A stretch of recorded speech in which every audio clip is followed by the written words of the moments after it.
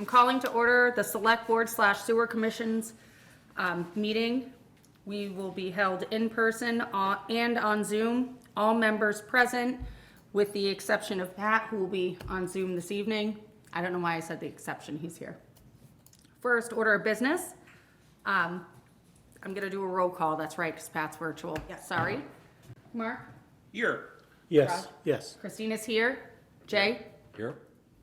Pat? Here. Thank you, Pat. Next item is our Pledge of Allegiance. Please stand. I pledge allegiance to the flag of the United States of America and to the republic for which it stands, one nation, under God, indivisible, with liberty and justice for all. Thank you. The next item on the agenda is public comment. This is a 15-minute period. It is an opportunity for the public to address their concerns and questions regarding the town operations, programs to the board. Except in urgent circumstances, any matter presented for consideration by the board shall not be discussed in detail or acted upon by the board at this time. At this meeting, a scheduled time in the future agenda may be set by the board's discretion. Complaints and criticism directed at staff, volunteers, or other town officials should not be permitted. If you do not have open session items to discuss, other agenda items may be brought forward earlier. Anyone online or in the public have public comment? All right. So I'm going to skip over a few of these items, and under the new business section, I would like to have the town administrator introduce our new facilities manager, Charles Gross. Sorry. Thank you. And Chuck, if you want to come up. So I am delighted this evening to present to the Select Board Charles, or Chuck Goss, our new facilities manager that we are sharing jointly with the town of Sterling. He has been with us for almost 2 months now, and he has been in all of our buildings and has got to work pretty much right on day one. And I'd like to turn it over to him to give you a little bit of his background and let you know how his time here has been thus far. All right, thanks, Jen. My name is Chuck Goss. I am from Dunstable, Mass. It's up near Tingsboro, Pepperell area. That's where I grew up. I moved to New Jersey back in 1991, to begin work in the pharmaceutical business. I did 20 years in the pharmaceutical business between New Jersey, Boston, Puerto Rico, and Kalamazoo, Michigan. I went there traveled for about a year in total between Michigan and Puerto Rico. The last 10 years I've spent at Lesley University in Cambridge in the higher ed market. So a lot of discrepancy there. The pharmaceutical business is doing pretty well. Small university, higher ed, is not doing as well. So you come up with a lot of different ideas to make things work, come up with various ways to operate buildings. So far here, I've been here since early June, and things have gone very well. I can certainly say that the people in Sterling and West Boylston are extremely nice. I had different experiences in the last 30 years or so between pharmaceutical and higher education. I'll just say that, but very, very nice people so far, and they're very, very willing to help me to succeed. I've helped out the police station so far with a couple AC issues, got some safety concerns addressed at the DPW building, and working with Mark, Chief Sadowski at the fire department on a couple of other things. So I'm well entrenched in here already, and did some work downstairs for the lighting as well in the basement. We had a bunch of old T12 8-foot lamps. I might be speaking out of context here, but we changed those to some more energy efficient lighting last week. So doing the little things, working off of my experiences and knowledge in the business, and saving money hopefully for the two towns. Chuck, can I start? Do you like to be called Charles or Chuck? Chuck is fine, Christina. Chuck. Yep. I am I personally say, very happy you were here. And I have my own list of things, but I don't know if So this list is true, you really do have a list? Correct, I do. Okay, all right, It's like a honey-do list. I have ongoing lists. okay. No, but welcome, and I am euphoric that you're here and you're already settling in, and just welcome. Thank you, thanks. Thank you, welcome. I was just gonna ask you how this share between the other town and us, how's that working? It's going pretty good so far. It's a little tricky sometimes. 20 hours here, 20 hours over there, but it's starting to get a little bit more split because I'm making a lot more contact with the contractors. And if I'm over here Thursday and Friday in West Boylston, they say, hey, can you meet me over at the police station on Thursday? I'll run over to the Sterling Police Station for an hour, and we'll make it up. That hasn't gone too bad. My worst problem is keeping the chiefs and the captains straight between the two towns. Jimmy Bartlett, I think I've put him in Sterling like 5 times already.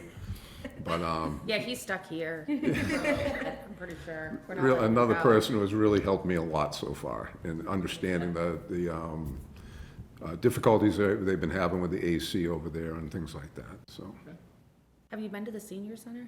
Yeah? Yes. Okay, sorry. I don't even know why I'm asking. And It's we not we my, actually have a more in-depth meeting scheduled at the senior center this Friday to look at all of their service contracts and see if we can reduce some of them and just discuss some of the issues there. So I personally would like to thank both Chuck and the Select Board for supporting this joint intermunicipal agreement with the town of Sterling. I think it was a way that we could get this position operational, and so I really appreciate the support and allowing us to go forward with this. you are welcome. Pat, I forgot Pat was up on my screen. Pat, do you have anything to say? I don't want to Nope, forget you. just, I'm very glad that this position has finally been filled. It's been a long time coming, and I look forward to meeting you in person, Chuck. Okay, thank you, Pat, same here. All right. Well, right. on that note, you can go have dinner, I guess, with your Can I? family. Thank you. Long, hot day. It's going to be good. Pleasure meeting you all, thank you very much. Thank you. Welcome. All right, so jumping back to the top. Oh, never mind. Madam Chair, the time being 6:07, if we want to move forward to the 6:05 public hearing? I guess so, we can do that. Okay. Let's see. It's a good thing there's page numbers so we can shuffle these around. Seriously. That makes sense. Page 17 and 18. Yeah. Public notice is hereby given in conformity with the requirements of the general bylaws of the town of West Boylston, Article 23, public hearing and notice that the Select Board will meet on Wednesday, July 19th, 2023 at 6:15 PM for the purpose of considering creating a policy relative to compliant customer service policy and policy relative to service animals. The meeting will be held in the Select Board Meeting Room 210, 140 Worcester Street, West Boylston. For additional information or to review the proposed changes, please contact the Town Administrator's Office at phone number. All interested persons, groups, and agencies are invited to attend and participate. The meeting will be held hybrid with Zoom. That was fantastic, Jay. Thank you for reading that. Except the meeting room is 210. All right, so do we want to open up for discussion? Do you want to give any background? Sure, so the ADA compliant, because there's 2 policies, these were continued from a previous public hearing where we had 3, now we're down to 2. These are all born of the ADA transition plan, which we'll be discussing a little bit later. But the ADA compliant customer service policy, one of the things that the ADA self-evaluation identified is that all of our departments were doing very well in accommodating folks with disabilities, but that we didn't have one codified policy of how we were going to handle compliance. And it's a little bit different when you get down to some of the buildings. So overall, all town departments, there are certain things that all town departments will do. So provide materials in an alternative format, provide documents electronically, utilize assistive listening devices, TTY, or sign language interpreter. But then as you go down this policy, most if not all departments will service customers online or over the phone, meet folks outside of the building at their vehicles if necessary. And then for certain departments where they handle a little bit of different type of clientele, like accounting, who deals with a lot of our retirees. They will meet the retirees in their homes, if within a reasonable distance from West Boylston, if necessary. And the Veterans Service Officer will meet veterans in their homes if necessary. DPW and the fire department, as you know, are not accessible buildings, so they will meet folks outside, and both of those buildings also have an intercom for communication. So this policy is essentially not a deviation from any of the operations that are currently occurring. It's just codifying them somewhere that will be placed online. The only question, do they have their own place where they keep track of this too? Or is this the only place where we know how the fire department does their stuff? So the fire department is already doing these things, so this becomes the select board policy, and then we'll also get linked to our accessibility page on our websites, just so for the general public to know, this is how I can Okay. interact. But there are signs at the fire department and DPW that indicate if you need assistance, Those numbers. call this number, press the intercom button. Yeah. Okay. Okay. You want a motion? Or you want to do Oh, them all? Pat, No, no. sorry. Go ahead. So my only question on this policy, under accounting, we have a reasonable distance. That's opening us up to what's a reasonable distance? Is it, I may say a reasonable distance is 10 miles out of town. Somebody else may say it's 50 miles out of town. I don't know what the number should be, but I think that's a little too vague to just say a reasonable distance. Can we make it within West Boylston? So the accounting department did want to go to retirees' homes to service them if necessary, further than just the confines of West Boylston. A lot of our retirees don't live in town necessarily. But I think that's a fair point. So if the select board wants to make, a suggestion, whether that be 15 miles or something of that nature. Go ahead. How often it happens? This has never happened. I would leave it like that. Or no more than 10 miles. So, yeah, I get what you're saying, like, leave it 'cause no one uses it. But then well, and tomorrow, you know what'll happen. Tomorrow, they'll be like, hey, we're in Connecticut. The only, Well- yeah, but No, I'm sorry. I was just talking. Go ahead. And then If you- we make it 10 miles and they're like, I don't know, a little bit further than that, do we deny them, I guess is the problem. I think the issue of reasonableness is one of both the retiree and the person that would actually be traveling. So, I mean, I think there's probably some negotiation that would have to go in there too, because, what I would consider reasonable, somebody else might not. So, I'd almost be inclined just to leave it undefined and case dependent. I'm okay with that too. Pat, what are your thoughts here? I know you were thinking. I'm sorry, Jay, I couldn't really hear what Jay was saying. Oh, You mean you'd like me to use the microphone? What I was saying is I think I'd be more inclined is to leave it fact-dependent, case-dependent, based on the individual who would be required to do the travel and the situation at hand in terms of the retiree as well. So, I mean, rather than define it, and I think I heard somebody else say this, if we set a circumference of X miles and we have somebody that's just outside X miles, is that going to preclude services? Or, maybe we have an individual in the office that just can't travel there for whatever reason, no automobile, no vehicle at hand. There's all kinds of things that would go into reasonableness.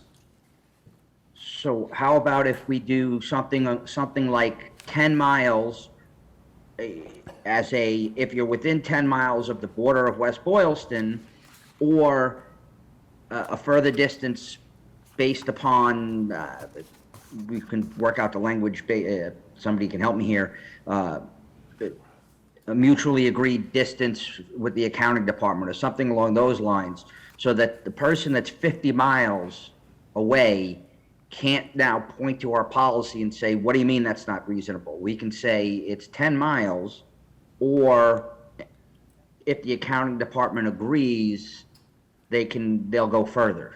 in the employment context, no, I'm no ADA expert, but in the employment context, the ADA requires what's called a reasonable, an interactive dialogue to determine what a reasonable accommodation might be. I think I would be more inclined just to say, this would require some of that interactive dialogue. Hey, I can't drive 50 miles. Can you get 20 miles down the road and I can meet you at some other point? So, I mean, maybe I don't know what the public accommodations part of ADA requires, but that would seem to me to be an important part here in terms of what we're defining.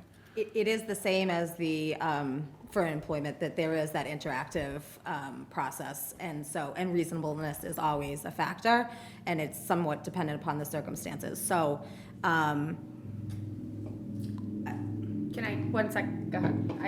I was gonna suggest, maybe leave it, reasonable, but then put in an authority or a mediator or something like that, as approved by, something like that, so that it's not just the person in accounting arguing about it, it could be somebody else says, we have to accommodate this or we don't, or.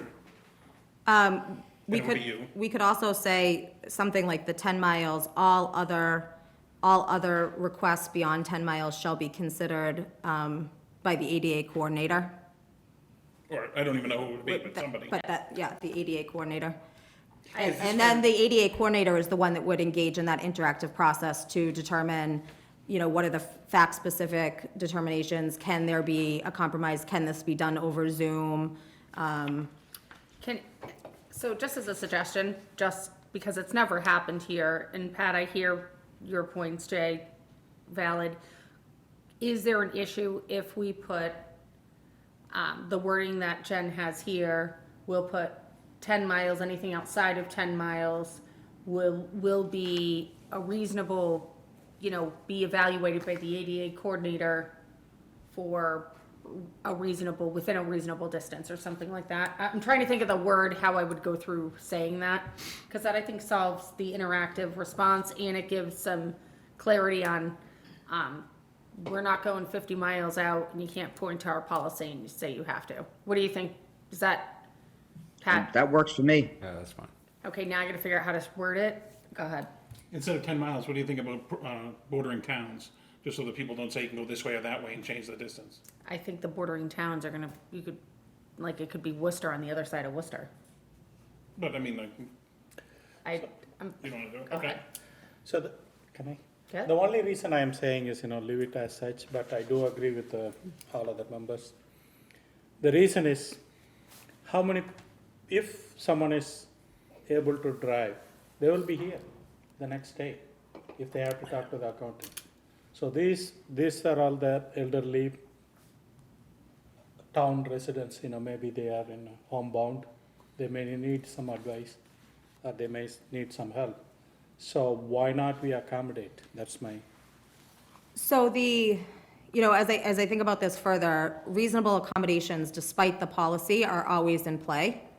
So, we could have a policy that's limited to 10 miles from West Boylston, and then you still have our overarching ADA policies that require that interactive process as a reasonable accommodation.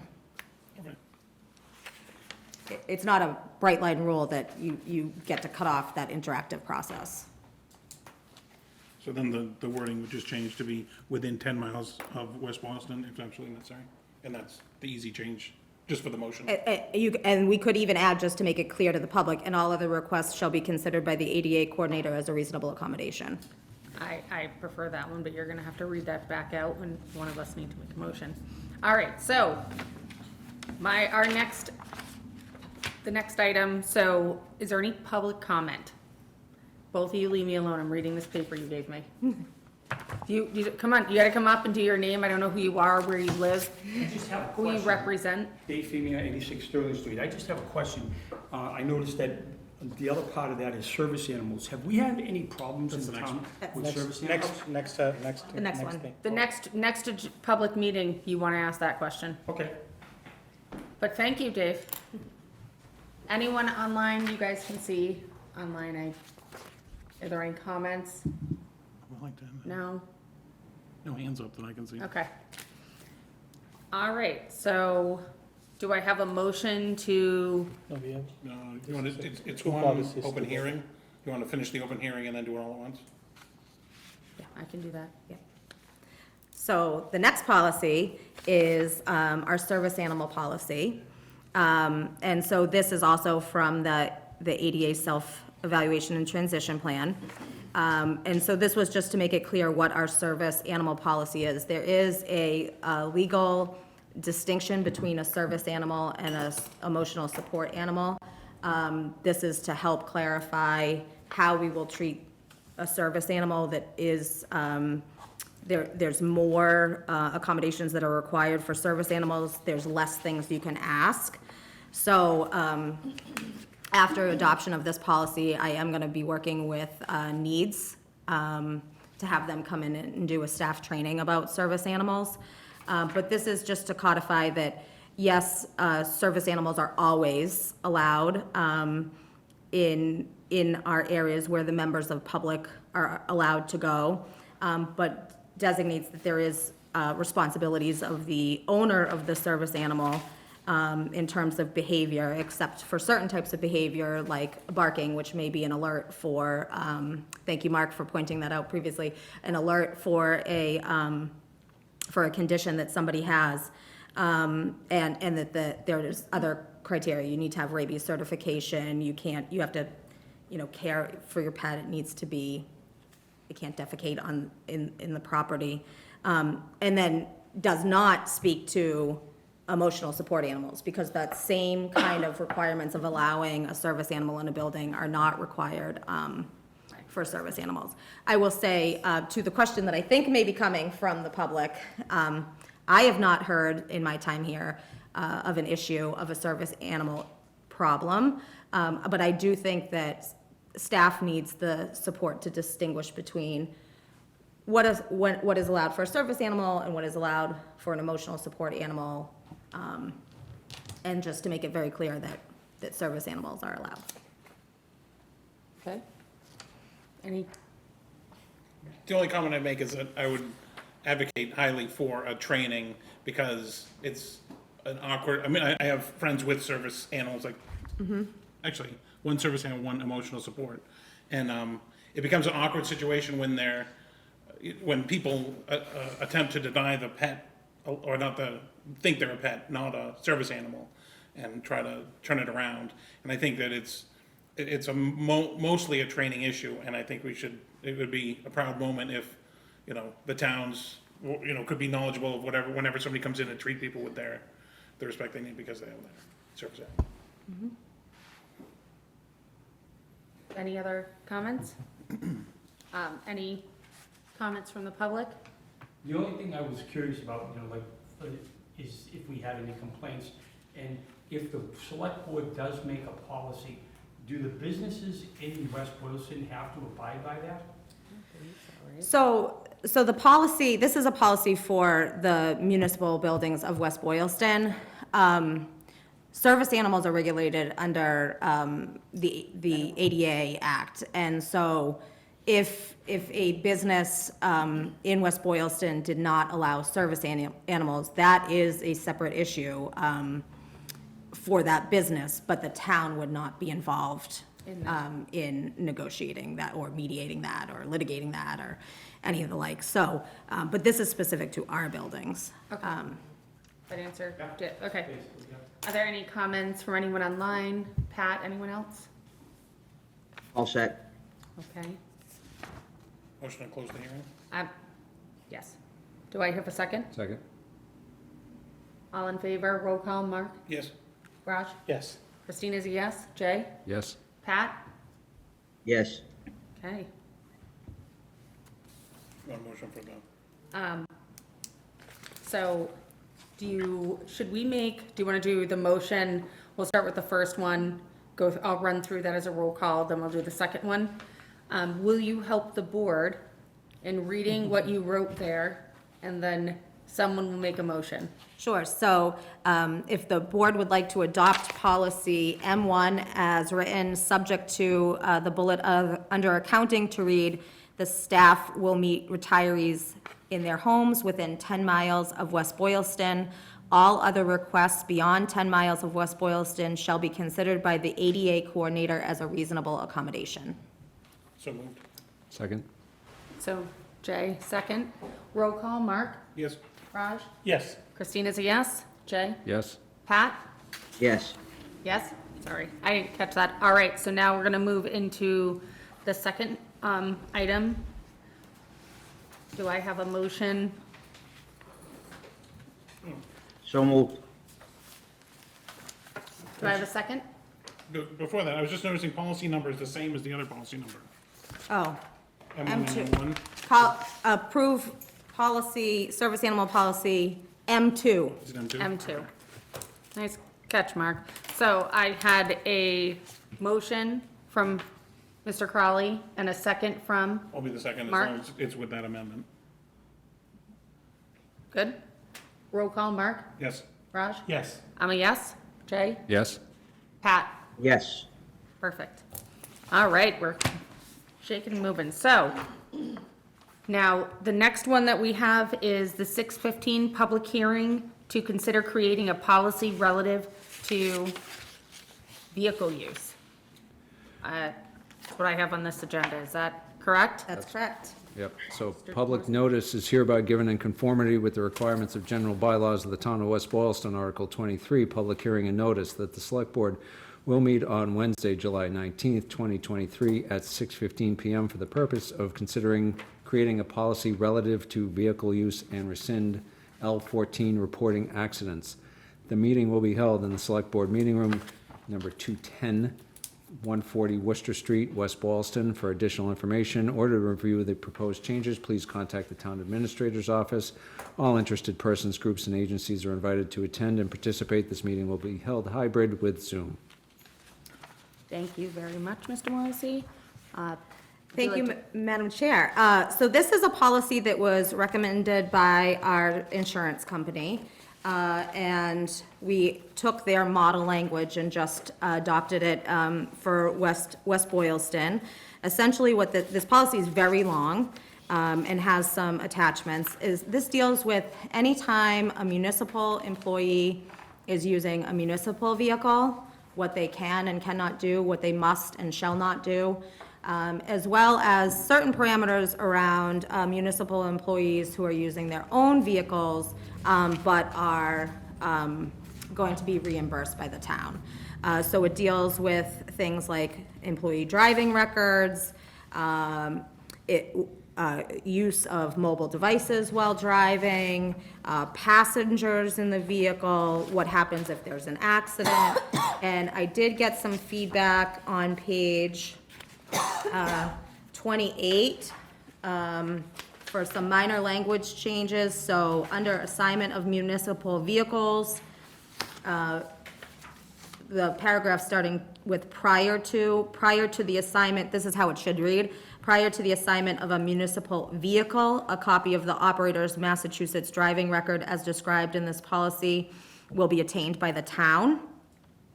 The last sentence under imputed income taxation, where it says each December 1st, that shall read by December 1st. And then at the bottom of page 30, there's just a little bit of clunky language on both of the last two bullets where it says, but in no case later than. So to change it to, but no later than, and that's about notifying the town about a citation or a motor vehicle related arrest. If this policy is adopted, you'll see that there's a lot of documents that staff who drive municipal vehicles will need to complete, and we will get on file. And hopefully we'll get some rewards credits from our insurance company for adopting this policy. One more clunky language. Under vehicle accidents, there's a list under obtain following information. Oh, nope. It's 1, 2, 3, 4, 5, 6. The 7th dark bubble. Do not move the vehicle in these circumstances until authorized by the. Is that supposed to be police or policy? Which, go back, so real quick, under It's the type third of from the A. bottom. It's on- Police. Police, it's right here. If you're the third one up. Okay. Okay, police. All right. Can I keep talking? Yeah, sorry, I just wanted to know which one it was. And then I was gonna suggest some other amendments, but maybe some clarification first. What about for volunteers who use their personal car to travel, like when we go to whatever, something for the Board of Selectmen or something, or not employees who are volunteers, or other people who are volunteers? Does this cover us? No. It's boards and committee. In other words, I would say I volunteer in the town all the time. I've never heard of a town doing You're t- volunteer you're coverage. ta- So you actually receive compensation for your Ooh. volunteer work here as a select board member, as compensation rate as $1 per year. So I think the select board and I any. have never any seen this folks- magical dollar ever Any arrive. folks receiving, Can I get that direct deposit? yeah, absolutely. Any folks who do receive a stipend may be treated a little bit differently. But it's, if you're driving, so I guess the question turns on with legal counsel whether or not you receiving your dollar qualifies you as an employee or not. Okay. I have never received a dollar. Well, no, but but whether, there are other people who are genuinely volunteers who drive their own car. But we don't reimburse them for mileage. Okay, so that was where I was gonna get to. No, we do not reimburse That them. beginning. And then, there was one place in here. Okay, so if they're not an employee, but we might be an employee, that's okay, I'm not that concerned about that. Employees receiving a vehicle stipend will not be reimbursed for tolls, but may be reimbursed for reasonable parking expenses. Employees will not be reimbursed for tolls that are paid by the employee during his or her normal commute to work. Why wouldn't we pay the tolls when they're doing work, like if they have to go on the pike or something like that with a company truck and a stipend? Which one's that? Sorry, which page are you on? 27, 27? third paragraph down. It just says that people with a stipend for their vehicle don't get their tolls reimbursed, is the point. It's because they're receiving the stipend for the vehicle. It's a perk of the Okay. position. There's not, I can there's understand the not, commuting. I'm trying to think of who receives the stipend, and I believe it to Police be, and fire and no, stuff? I believe it to be only myself. Oh. And that's part of your, Well, then, That's part of, then this is and that's fine. part of my, Leave it. that's part of my compensation package. Right. It's part of my compensation package. So with the, okay. Yeah, I really do believe Trying it's, to compensate her for the use of, all the totality Okay, of so it's use. not that you get a stipend for a vehicle, but no vehicle. Fire chief gets a vehicle and a stipend. no, he does not get a stipend. Oh, gets a vehicle. He gets a vehicle. Okay. So I'm the only person that has a contract with a stipend. Yep. It really is me. So it's, Well, then, all right, then, on your benefit, should we change that to? no, I mean, no, I think it's reasonable. I think, Okay. I think when it comes to tolls that, yes, me using, I mean, I get a stipend whether I use my vehicle for travel within West Boylston or whether I use my vehicle to travel to Boston. I think it's reasonable that I have to pick up the tolls, but maybe not the $80 parking, parking at a conference. Literally. Okay, okay, then that one's done. No changes yet, except for the police thing. On page 31, cellular phone and handheld electronic device. It says, there's some checking voice messages and operating any application installed on cell phones or handheld devices. I was gonna offer, except for apps used in trip navigation or other travel purpose or job-related app, travel logging, public works info, see click fix, but we don't use it, or safety app like dash camera, or whatever the police have in their car. but yeah, we can't do that here. That is actually against, you cannot be using your handheld device in your phone, so we can't write that in here that they can use But it it for even those. says, and that's what I agree, but then if you read further, in the event of exigent circumstances, employees are expected to keep the call short, use hands-free options if available, refrain from discussion of complicated, whatever. It keeps going, but it lets you do that, and I thought that was weird. No, so I think that's in the case of an emergency. You can use I don't think that there's really prohibition in this language, against using a hands-free. Right. You can use you can use your cell phone if it's connected to your Bluetooth while driving. But in the case of an emergency and you need to pick up the phone, Yes. Okay, I mean, I thought it was weird that we were saying in weird circumstances you can do it, so then I was just gonna say you can use it for certain things. that are reason, the mapping, it's, try to get your, I don't think that an employee should be using while driving their handheld device to set up their GPS map. I think they should do that before leaving their, well, okay, but, engaging their vehicle. oh, sure. I mean, I don't think they should do it while they're driving, but they can use their phone to navigate, was my point, I mean, the You- phone can be giving them directions just like Would you everybody like, does. would you like to add the word handheld in front of cellular phone? I like that. Okay. Or is there something in here that says hands-free? I think it did mention hands-free. And then it's clear that if your phone is sitting in your car, Yep, I like that. All right, Okay, I mean, Mark, just what a else do you clarification have? like that. That was, Does use hands-free options if available just automatically define that? Well, What was that, Jay? I didn't hear you. Instead of adding, handheld, handheld. I think just the vocabulary here that says use hands-free options if available speaks to the fact that we are talking about a handheld oh, I device. get what you're saying. that is in the first sentence. Use of cellular phones and handheld electronic devices is Right. prohibited. So I mean, that's there. So but I was confused by the rest of it, which starts to lighten it up. I mean, like, I would have said the first sentence and been done with it, and then let the law takes care of the law, but, Yeah. or lighten it up and say unless you use hands-free or something or something. I just think that the definition here, the exigent circumstances, suggests that, okay, it's prohibited, but in the case of emergency, you can pick up your handheld under the circumstances. So I think it just speaks to the idea that we are talking about handheld devices, not, I don't see any reason to change it, but. If I could just make one comment in terms of the law, taking care of the law, the difference between the law and this policy is that under this policy, while an employee may not be issued a citation for driving and using not a hands-free device, they still are subject to discipline by the town. Right. And so it's not just a matter of law. They could be up into including termination, depending on the situation. So this isn't about an employment relationship, about you using our property as opposed to what the law states. The regarding- idea being is, we're not lawyers, we're not the cops, we're employers, and this is our expectation of policy, right? And I agree. I like the first sentence, and then it just got muddier as it went down further and further, so that's why I was trying to clean. But if you want to make it perfectly clear to the layman employee that it's handheld cell phones, pleasure of the board. Speaking to that,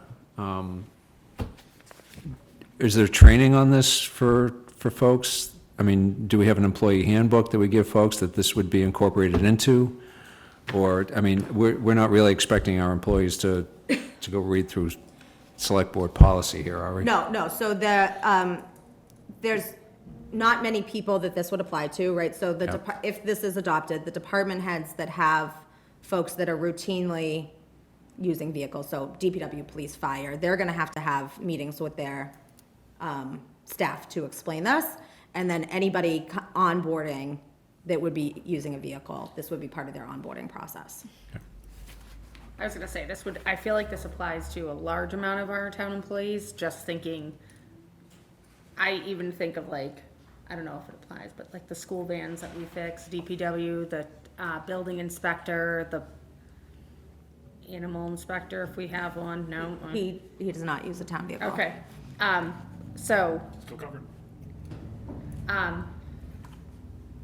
but it might even, I know we don't have in the past, because this was one thing that was brought up to us, might even be good as you're having that, you have department head meetings, maybe just, Oh, yes, if this is adopted, this will, Yeah. yes, this will be at a I'm just department thinking of a good way to get it in front of people quicker. And then all of their staff will have to sign off on these, so the expectation is that there will have been a discussion of what this means.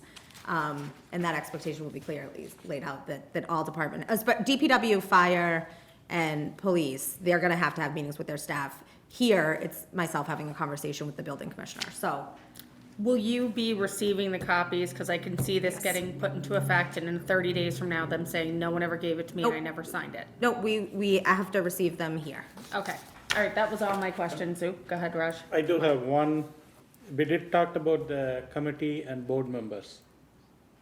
So there are certain committee members do receive the stipend. Some of the committee members, they don't.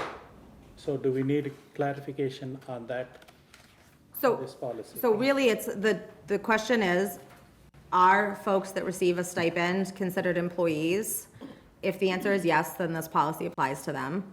If not, there is no policy that covers boards, committees, and commissions. They do not receive reimbursement from the town, and they do not use town vehicles. I just have one question to that, because I know this came up before, because someone said if you are a wonderful select person like myself, you can be part of, you know, you're getting a retirement pension and all. I'm like, that, none of that's true. We are not able to put in, nor are we allowed to receive any of that, because we don't meet the qualifications For as, retirement, yeah. as an employee. And I don't think any of our current boards or committees make enough yearly to hit that Well, threshold, right? that's about the retirement component, not about whether they're employees. It's about whether they qualify for that retirement. No, you're correct that you do not get retiree benefits. So, But are you considered, under this policy, an employee? And that's a question I'll have to ask. yeah, I would just say, I wonder what that is, because if I can't get health insurance and I'm not privy to any of those, how am I considered an employee? Stipends aren't typically considered compensation for work performed. So I think I would exclude somebody from being considered an employee for purposes of this. I would have to agree with that. I would not consider any of our board or committees employees of the town and should be receiving a stipend or mileage or reimbursement. You do get mileage if you're going to conferences, right? So. But that's a a- reimbursement. Right, that's not- reimbursement, yep. Not with, I would not want a board member showing up and saying, you owe me $400 from going to my house to here. No, 15 absolutely times." not. No, just, No, I will never vote for The that. commute. I don't think we should ever cover the I didn't commute. know that this is a possibility. Madam Chair, I think Mr. Crowley had a. Go ahead, Mr. Crowley, sorry. Page 32, third bullet. It says, it's under accident reporting, immediately report details to the employee's immediate supervisor. We can't say immediately, because you get in an accident, that's not your first order of business. So it should say within 24 hours, or no later than 24 hours, report details to the employee's immediate supervisor. I'm open to suggestions on what should replace the word immediately, but it can't be immediately. So, I'd be open to that. The only thing I would say, Pat, is previous life, previous role, I had someone get into a car accident and not become conscious for 6 months. How would their reporting be? I would submit as soon as practicable. Because if they are seriously injured, I can't say, you weren't unable to speak and you were unconscious, but you didn't do it in 24 hours, so we're gonna stamp that as not. As soon as practicable works for me. Yep, so let's change that as soon as practical, and then I would ask you, immediate supervisor or when. Department head? Department head, and/or town administrator. If you are in an accident or you are injured, that needs to get back to this town hall. Department head. Before it's posted, on West Boylston Neighbor Connect, and I get 4 calls about it. Okay, so department head and town administrator as soon as practicable. Practicable. Yep. And then my only other comment is just a typographical one. Throughout this whole document, the words municipal vehicle and personal vehicle are capitalized. They're not formal things, so that I think that should just be a copy paste to make those lowercase. They're defined. They're defined under Oh, vehicle it's up uses. above, okay, that's fair enough. That's all I have. So I have one other on that. So can we do the swap of any time it says immediate supervisor to department head, slash town administrator, and then when I look and read,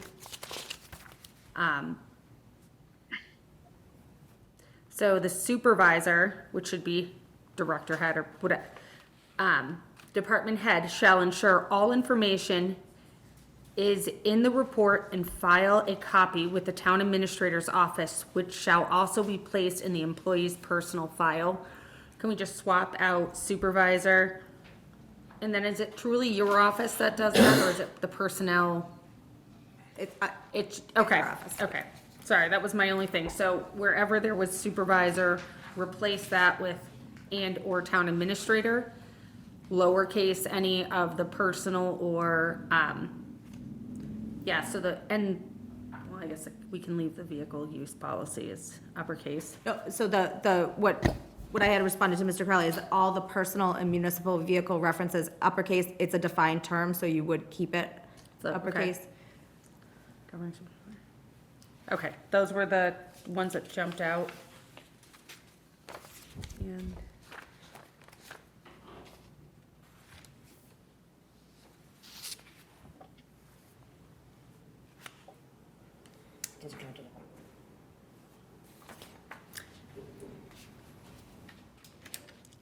I'm tempted to address this, but I'm also not.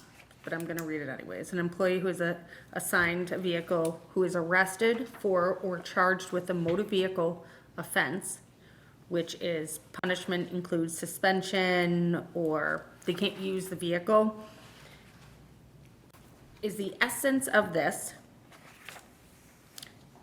We're expecting them to let us know they were arrested for a DUI and they can no longer drive the vehicle. And if we find out that that happens, Otherwise. I don't see, like, that to me is like one of those things, so within 24 hours after such arrest or charges, has, like, it's like driving record determines to be safe, concern, like it, well, no, hold on, I'm bouncing. We have had this happen, so I'm gonna point out, we have had this happen, and what I got was, well, we don't have a policy saying we address that, or there's consequences for that, so they just can't use the vehicle. But So- they had a ride around town by their significant other. So there are certain job descriptions that require folks to have a valid Massachusetts driver's license. And if they, this is to put the town on notice that their license has been implicated by some charge that they have. I think it would be on a case-by-case basis with what happens there. An arrest is not a conviction. So certainly if somebody did have revocation of their license, it would jeopardize their position with the town. But depending on how that matter, it wouldn't be immediate dismissal, but it could be a dismissal, if their job truly requires them to have a valid Massachusetts driver's license. And I would just say, I would challenge the contracts, because the thought was, well, if I have, I'm gonna use Jay, because he's sitting here, show up and drive me around, and I can still perform my duties, why would I ever engage you in conversation?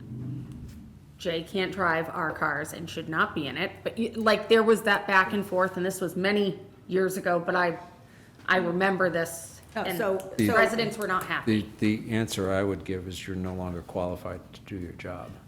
I know, but contracts are worded, So with this, if somebody was arrested despite the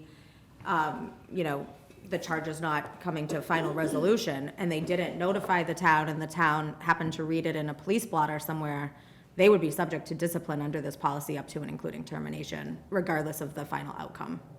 okay, that was my only,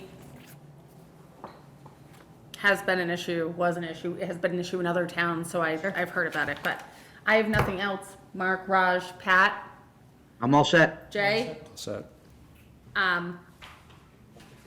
Yep, public, stop it. I did have a question about where you're No. speaking of. The, So no, we closed it, we're going to public comment. I didn't make You a said you were motion. okay. I didn't make a motion. We're not making a motion to do To public close the comment. public comment. Or close the meeting, sorry. No, we have to We have to ask the go to public public. if they have ask them. comments. Does anyone in the public have any questions? No? No? Anyone on, no one online? I can't see a chat, so if anyone's typing chat, please let me know. No chats? All right. I know Mark has a question, so go ahead. You were bringing up the point of they don't notify you. Is this policy to control the vehicle use or to control the human resources part of it? Or both? This is both. Both. Oh, it's both? Okay. All right, then it has to be, okay. Okay, so at this point, I would entertain a motion to close the public hearing. Second. I think Raj got it. Raj got it first. Roll call, Pat? Yes. Mark? Yes. Raj? Yes. I'm a yes. Jay? Christina, yes, sorry. All right, so at this time, I would entertain a motion. There's going to be a very long motion. Should Do we you read want the to? whole thing? No. Do you want to read the changes? Do you guys have them, or do you want me to go through the ones I had? So I would suggest that the board votes to approve policy L28 vehicle use, subject to, in all references to immediate supervisor, change the language to department head and town administrator as appropriate. On page 28, the changes as discussed in the paragraph starting with prior to the assignment.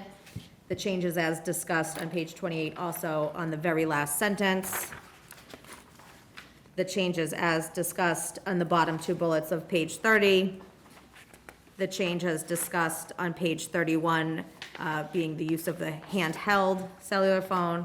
And the changes as discussed on page 32 with the third and fifth bullet. So moved. Second. Roll call, Pat? Yes. Mark? Yes. Raj? Yes. Christina, yes. Jay? Yes. All right. I will be Moving- back in 1 minute. I'll be back in 1 minute. So I'm actually, he's gonna be back in 1 minute, but I'm gonna continue on with the public hearing. Continued, from Gillette.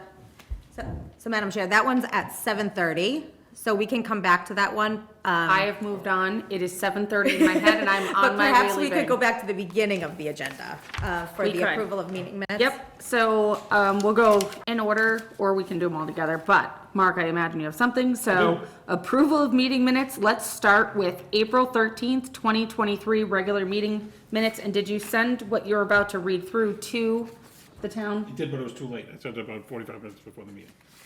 And it's easy. Okay. It's just All that right. convene meeting was not at 6 PM, it was more like 8 PM. I'm not sure exactly the time, but I would just put it in as 8 PM. Okay, The minutes are corrected for signature. Okay. okay, That was the only change in all of them. that was it, your change across all three? No, that's the Oh. only change I have on all of the Okay. minutes. Do I have a motion to approve the April 13th, 2023 regular meeting minutes? So moved. Second. Roll call, Pat? This is the 13th. Yep, I'm a yes. yes, Mark? Yes. Raj? Yes. I'm a yes, Jay? Present. Next up, April 19th, 2023, regular meeting minutes. Is there any feedback or update? Not for me. No? Roll call, or do I have a motion? So moved. Second? Second. Pat? I abstain. Mark? Yes. Raj? Yes, yes, for I'm a me. yes. Present. Jay? Next one, May 15th, 2023, regular meeting minutes. So moved. Second. Pat? Yes. Mark? Yes. Yes. I'm a yes. Jay? Present. All right, well, that went a lot quicker than expected, and we have all this time, which never happens. All right, so, I want to skip a bunch of these already. All right. Approve the warrants. Review and vote to approve the warrants for the period covering July 10th, 2023 through July 19th, 2023. Town payable warrants FY 2023-55 and FY 2024-02A and FY 2024-03, sewer warrant FY 2023-SE 38, and school warrant FY 2023-S 26. So moved. Second? Roll call, Pat? Aye. Mark? Yes? Yes. I'm a yes. Jay? Yes. I have a question. On the votes, what does present mean? He's here. It's the same, Here, it's but the not a yes or same, no? It's, yeah, same as yes. same as an abstention. Abstain. All right, so are we ready for this? The next item is to discuss and potential vote on the charge and compensation, never mind, Facilities Implementation and Strategic Planning Committee, FISP. I don't want to talk about this, but let's hear it. So at the last FISP meeting, which was a couple of months ago, there was some dialogue about what is FISP? What did it start at? What should it be? And so this is an opportunity for the FISP, a conversation for the select board to have about FISP and decide what is the purpose of FISP. So basically, what I took from the conversation was that there were some folks on FISP who felt that FISP was a new buildings committee, that FISP dealt primarily with the construction of a new building. There were other folks on FISP who were of the mindset that FISP was a committee that dealt with all municipal buildings, their major capital projects. And I think that what this really is going to turn on and how the board wants to define FISP is it really comes down to the funding mechanisms. Because if FISP is just looking at new construction buildings, then you're talking about major borrowings likely. If FISP is looking at, if there was a certain threshold of capital, if it's something over $50,000, $100,000, $250,000 project, that also may be a borrowing, but a smaller borrowing potentially. If there was a renovation to a building and it was maybe only a couple $1 million, it's subjective, I suppose, but, there's still an interplay with how that funding is timed to develop that strategic plan. And then there was, so that's kind of the first threshold question is it a new buildings committee, or is it develop a plan, a strategic plan for all major capital upgrades and repairs? The second item that came up was, okay, if we're considering this, what we are, how do we interplay with the school buildings? Because we know that there's incredible financial needs for the school buildings.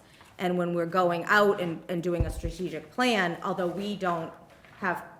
the town does not have the care, custody, and control of the school buildings, you need to factor in your timing any potential borrowings there as well. You can't plan a school building renovation and a new building in the same year. I mean, you can, but that would have an incredible impact. So just how is that interplay gonna work with the schools? And then by the same token, a little different, but the library building, I think that there is a sense of ownership or control over the library building, but actually the library is under the care, custody, and control of the library trustees, yet it seems to be a comfortable space for folks to talk about their building, but not necessarily a comfortable space for the school to talk about school buildings. So kind of exploring that dynamic. And so I think the threshold question is, what is FISP? My suggestion to the select board is if FISP is truly a building-specific committee, that FISP be dissolved, and that anytime there is contemplation of a new building, that a specific building construction committee, like the senior center building committee, be formed. Right now, you have the same stakeholders across the board, but if you went to a building-specific structure, you're gonna have different stakeholders in those different committee compositions. So that's the first kind of thing. If it's not the case, though, and it is looking at all major capital improvements, you know, you're not gonna be looking at a new rug in this room, but you might be looking at, would Fisk want to look at a new roof for this building? Do you want to put that into play? And what is that threshold for major capital? Because capital is defined at 20,000 or over. And then from that, what's the interplay with the capital investment board? So it's a lot to talk about. I honestly don't think you're going to get through this agenda item tonight.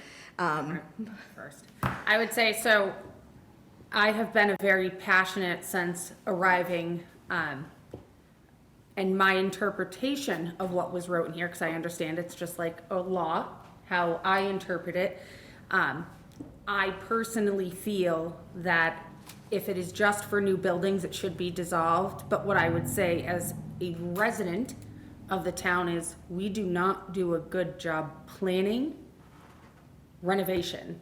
Our buildings, you know, this one had water damage, but our senior center is new and everyone's like, well, it's new, it's brand, but it still needs large dollar items that what happens is we wait, and I'm not gonna bring up other agenda items that are on here, but we wait to the last possible minute, and it could be a boiler going down, to say, we didn't plan for it, we don't have funding for it, and now it's an emergency. And it starts this with every board. Now you're colliding. Park says, I have no money for this. DPW says, I don't have salt and sand. I have a roof that needs to be done. Boilers in the library. Like, there's just, if there was, I'm asked to do a strategic plan every year. I'm asked to evaluate my plans and budget for them. Who does that? Who, if this board doesn't exist and this isn't what it does, I need to know who does that. Now, I know Raj was next.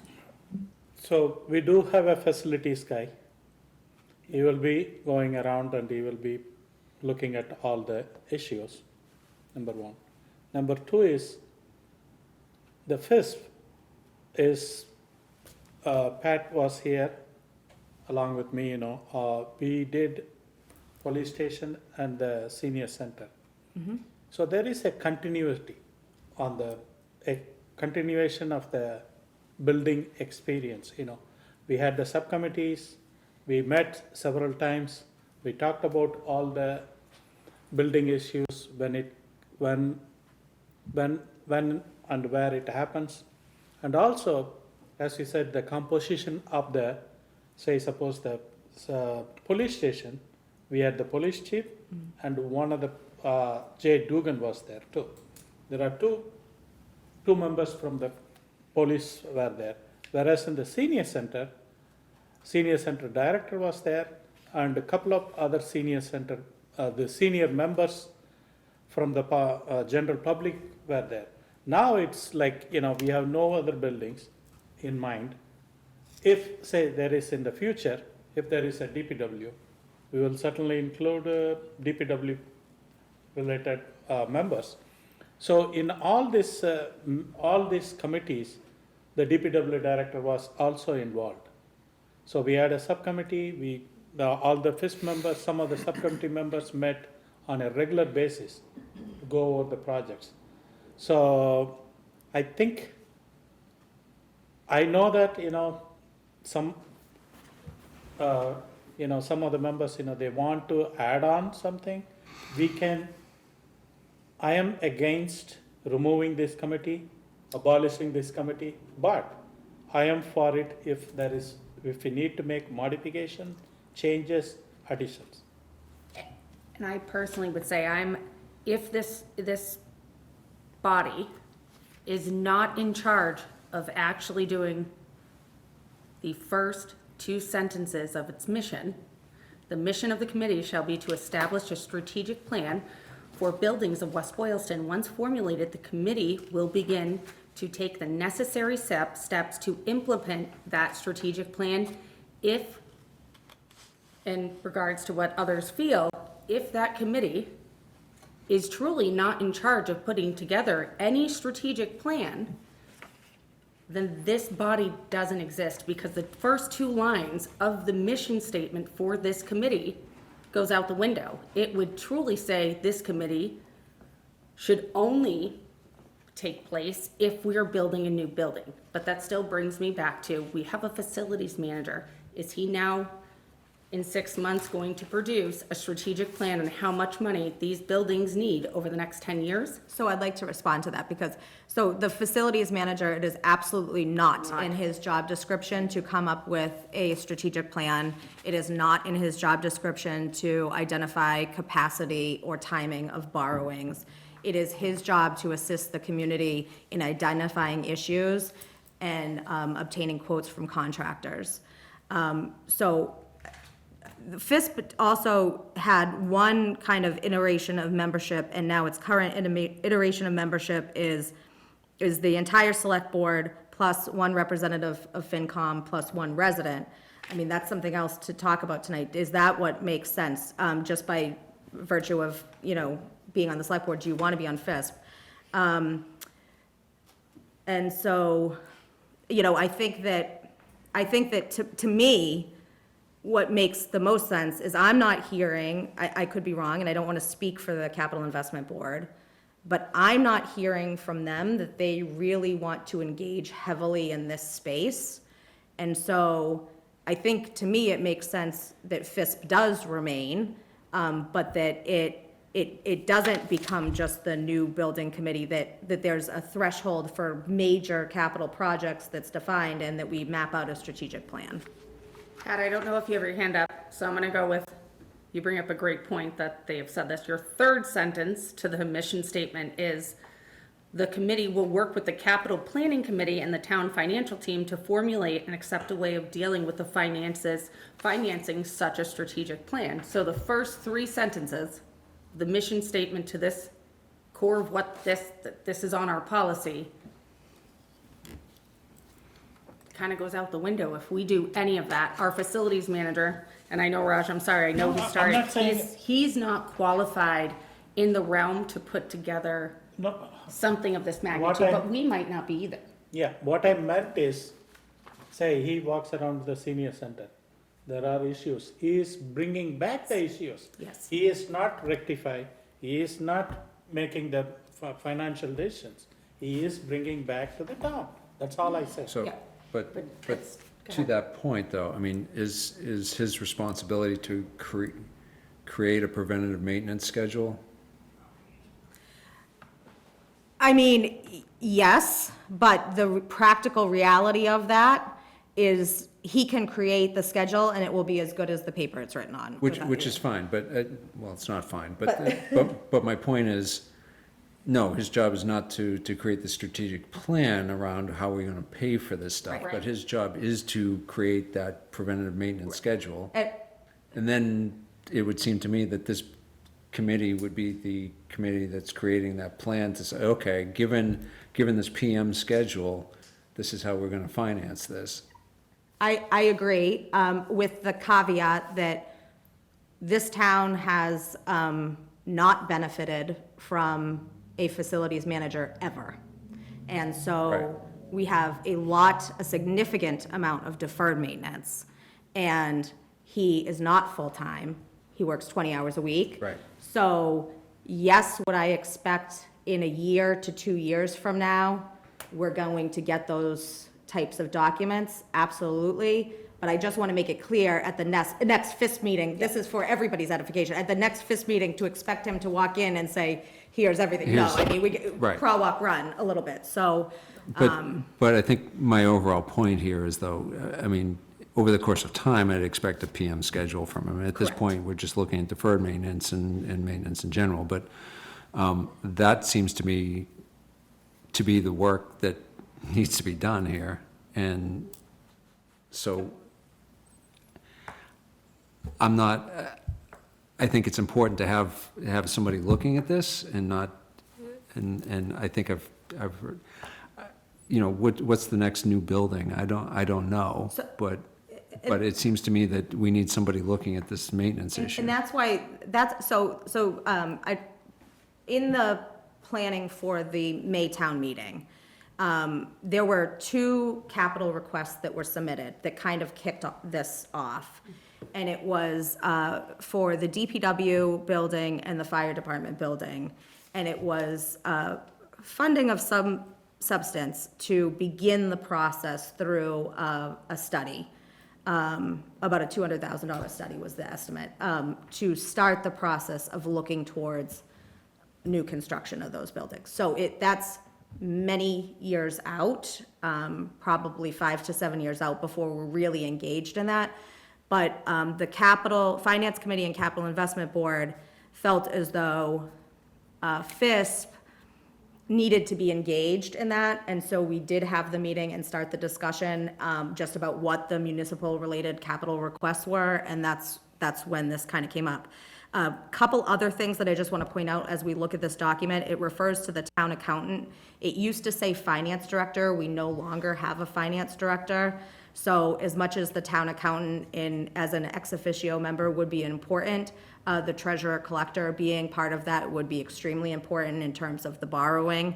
And obviously the facilities manager would need to be brought in here as well.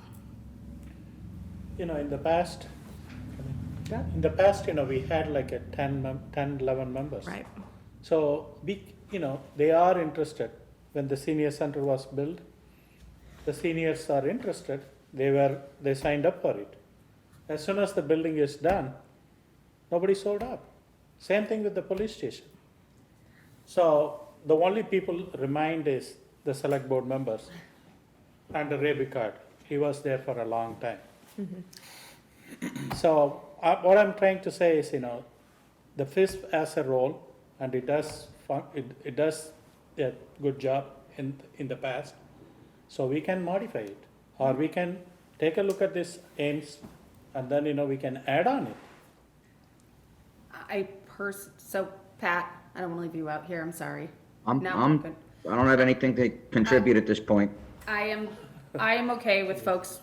I would love, as a taxpayer of this town, to have a plan and be able to not have everything be a fight.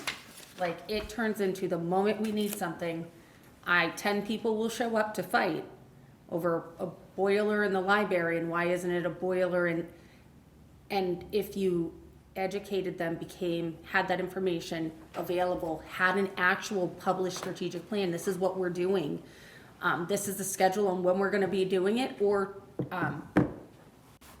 here's the things that great example, we're not gonna put up a $90 million building right now, because that's not, we need it, we know it, this is what we're gonna do instead. We're prioritizing ADA fixes, we're prioritizing the park. What does that do to the adjustment? Right now, it's show up to a meeting, contact one of us, sometimes show up to our house and be upset because why are you picking that over this? Because we have nothing for reference. There's just no reference point. I don't think it should be all the select members, not that we're not great, but we sit on everything. And I can personally say my family is volunteering for all of these, and it would be really nice to have other people take some of those seats. That would be my thought, and then they're unbiased too, and they're engaging, maybe they have something new to offer. They think of it differently, maybe they know granting things, so that's my only, maybe that gets more people involved. So, to piggyback on Christina's point, when we were building buildings, the select board was involved because we were making multi-million-dollar decisions, and to have two members of the select board bring that back to the other members, we would have went around in circles and circles and circles. If we're talking about a strategic plan for the buildings in our town, I don't know that all 5 members of the select board need to be involved in that. I think it would be better to get subject matter experts, people that have construction knowledge, onto this committee. We should certainly have representation from the select board, but I don't know that we need the entirety of the select board on this committee to build out that strategic plan. And I think it also offers we know certain information, but it offers a new set of folks that maybe challenge this board or the town on what those priorities are, or what that plan is. I would simply say if we were going to change this committee this evening, I would like for what is in the mission statement to hold true and a plan be built, and we align to exactly what it's here, no changes. But second, change the membership of this board to, you know, maybe one or two select board, like we are appointments on other boards, so we sit on other boards that we might not be, you know, always there for, but have the rest of the select board's members come out of this. You don't need all of us there. And open it up to the public to come in and help. You, even building, I'd say you don't even need a building person. If you run a business, if you've managed a budget, if you've planned a forecast, like those people can make a huge difference here, and they'll do research and analysis, but that was, I would like to change how the board is made up and then open it up for a town administrator appointments. I think too, having more than just one member of finance committee, because there is going to be such a significant interplay between the finance committee and FISP, to have more representation from FinCom as Yep. well. I like that too. Go So ahead. we have 4 vacant positions in this board. On 4, FinCom? No, in this, FISP. No, you don't. So No, you don't. have no vacant. At the 2019 meeting, the board voted to modify the membership by reducing the number of resident slots to 1. So it's the entire board of the selectmen, 1 representative from FinCom, and 1 resident. The reason being, You had we 4. didn't, we had that number. All the meetings, we didn't have the quorum. So we have to reduce the members so that we can have a quorum. And here's the simple thing. We put it out there, we reduce it. You don't volunteer, you don't sign up, there's not a plan. Come fight at town meeting floor. Because that's your options there. I'm for 2 FinCom. I would say 1 or 2 select board members and the Two. rest I think there residents. was value to having a quorum of select board members, so you can make decisions. No, because you can't make decisions on this board as a They will select board bring it to member. the select board. This is not a meeting of the select board, so you can't decide as a select board. But if you make it a quorum and a meeting of the select board, you could. No, you can't. You'd have to open up 2 different meetings to do But that. yeah, every time. Yeah, but that's not the They didn't do purpose of that. this board. No, FISP has its own minutes, its own agendas. Yeah. It's not a duly So- posted meeting of the select board and FISP. So, but What we did earlier is, whatever we talked about in the FISP, we'll bring it to the select. So I would entertain a motion to change the makeup of the FISP board to include 2 FinCom members, 2 select board members, and the rest made up of residents. So still keep it at 7 total members, so 3 residents? I don't know if we're gonna get 3. Most of our boards are 5, right? 5. You always want an odd number.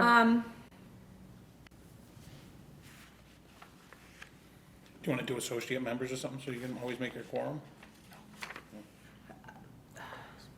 If you did 1 department head. I like 3 residents. I mean, if we put this out there and we say what we're trying to accomplish and advertise this, I think that you're gonna see that people are gonna say, hey, this is a big project type thing and I could actually make a difference. And this is a big dollar, big vision type things. I think you're gonna get people to step up that this is their wheelhouse to volunteer for this board. If we advertise it as help develop the strategic plan for the buildings in this town. And I'd like the residents to outweigh the select board members, because then it just turns into 2 of us sitting there that somehow trump the thing. You can also, as far as I know, you can have non-resident members be voting members, so you can have department heads as voting members on here as well. One other thing that Faye brought up to me is the 2-year term is just problematic because folks' terms on other boards may be expiring, so as you're discussing composition, that they be one-year term. Okay, so let me rephrase. I would entertain a motion to keep Fisk the way it is with membership qualifications, mission, with the exception of the term would be for 1 year. It would be town administrator appointed. It would be made up of 2 FinCom members, 2 select board members, 3 residents with an option to be department heads. I don't know if we can put that in the wording, so it can be a department head if you want one in place of a resident, something along those lines, but I would prefer 3 residents. I'm not making the motion, I'm entertaining a motion like that. Go ahead, Pat. So I do, Are you said town administrator appointed. Is that, Usually if there's board reps for the select board and the FinCom, they would appoint by the, their, The residents. those 4 would be by the boards that they're coming from, and the 3 residents should be from the town administrator. I strike what I said. The 3 residents will be the town administrator and the rest as noted. Raj was first, though, but Mark, go ahead, then you're next. so what I, 3 residents and also, non-voting members. And the non-voting members, I mean, Town so, administrator. The who said, But that this keeps guy, it, too. this keeps it here, though. This keeps your membership and qualifications, town administrator, town accountant. so the inspector of the town buildings. accountant has not to, I asked her, and she said, since when was I on that board?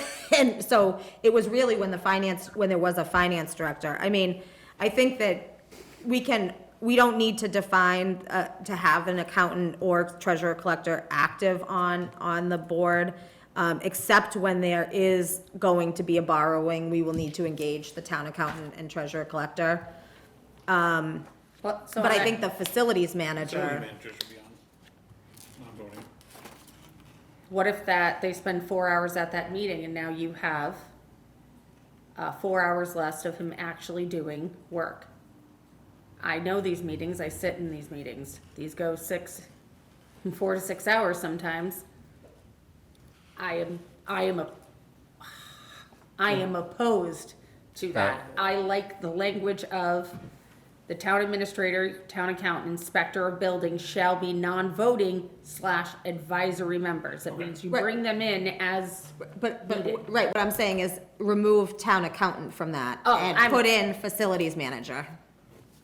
as long as it stays to this Yes. advisory. Because, Okay, go ahead. well, to that point, I think the facilities manager is gonna be an invaluable resource, because he's gonna be able to speak intelligently about the problem with some furnace, the level of whatever has to happen. He can meet people to go quote something, and they'll quote the right thing. I mean, and to that end, he'll also unload department heads from having to do it. Like, you don't have to have somebody from the library trying to get a quote for a furnace or something. I think that he has to be an asset for this committee. And the other question I had was, how do you want to handle, if there's 2 select board members, but it's interesting, how do you handle it if another select board member just wants to attend? So I can respond to that. So, if, it would be an open meeting, so a select board member could be present, in the audience, but they could not share their opinion on any of what is being discussed. They can sit there in silence and listen. If they wanted to, if there was something particularly engaging and they wanted to opine, it would have to be posted as a duly posted meeting. And we have that today. We had that with a number of meetings that we've had where we show up and I've left because I can't speak. That was hard. Yeah, so that's, you can always sit. You can't say, I'm commenting today as resident, not select board. That doesn't work. You can just sit in the audience and then share you can ask it to be on a future agenda of the select board and share your opinion back in that way. So I still put it out there. Is there any, I don't agree with the statement the town administrator just made. if you have two selectmen or whatever that are on on that board, and a third selectman or two other selectmen come and they have a voice, they're there as a citizen. But they're there- not, open meeting law is not something that our town administrator. I'm happy to share the open meeting law training webinar that we just went to. I'm sorry, it's just, that's not correct.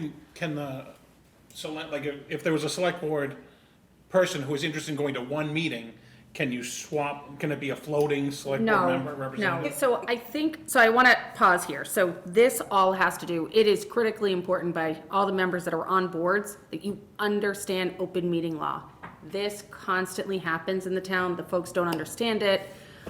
It is real. You should understand it. It's not something our town made up. We don't have anything to do with it. We have to abide by it. So I think I'm gonna take all that stuff that has to do with open meeting law, changing out of members. This is just like every other board where we go through our vote of reorganization, and you got economic development because you went on that board and I was on it before.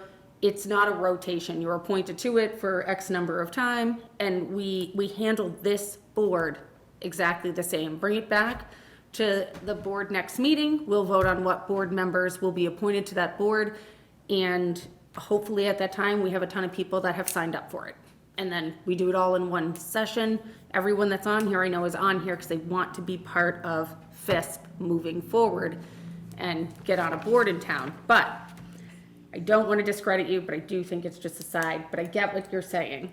Then okay, that's fine. I mean, just to give a practical example, the big meeting that we had at the senior center where we discussed Pride Park, although it was Parks Commission and Select Board who were actively convened, there was, I believe, the school committee, the Disability Commission, Three other boards CPC, they opened all up. posted meetings that evening in the case that they wanted to discuss it as a board and give a opinion of their board. So it's not uncommon that you can just duly post a meeting. And then that's your safeguard.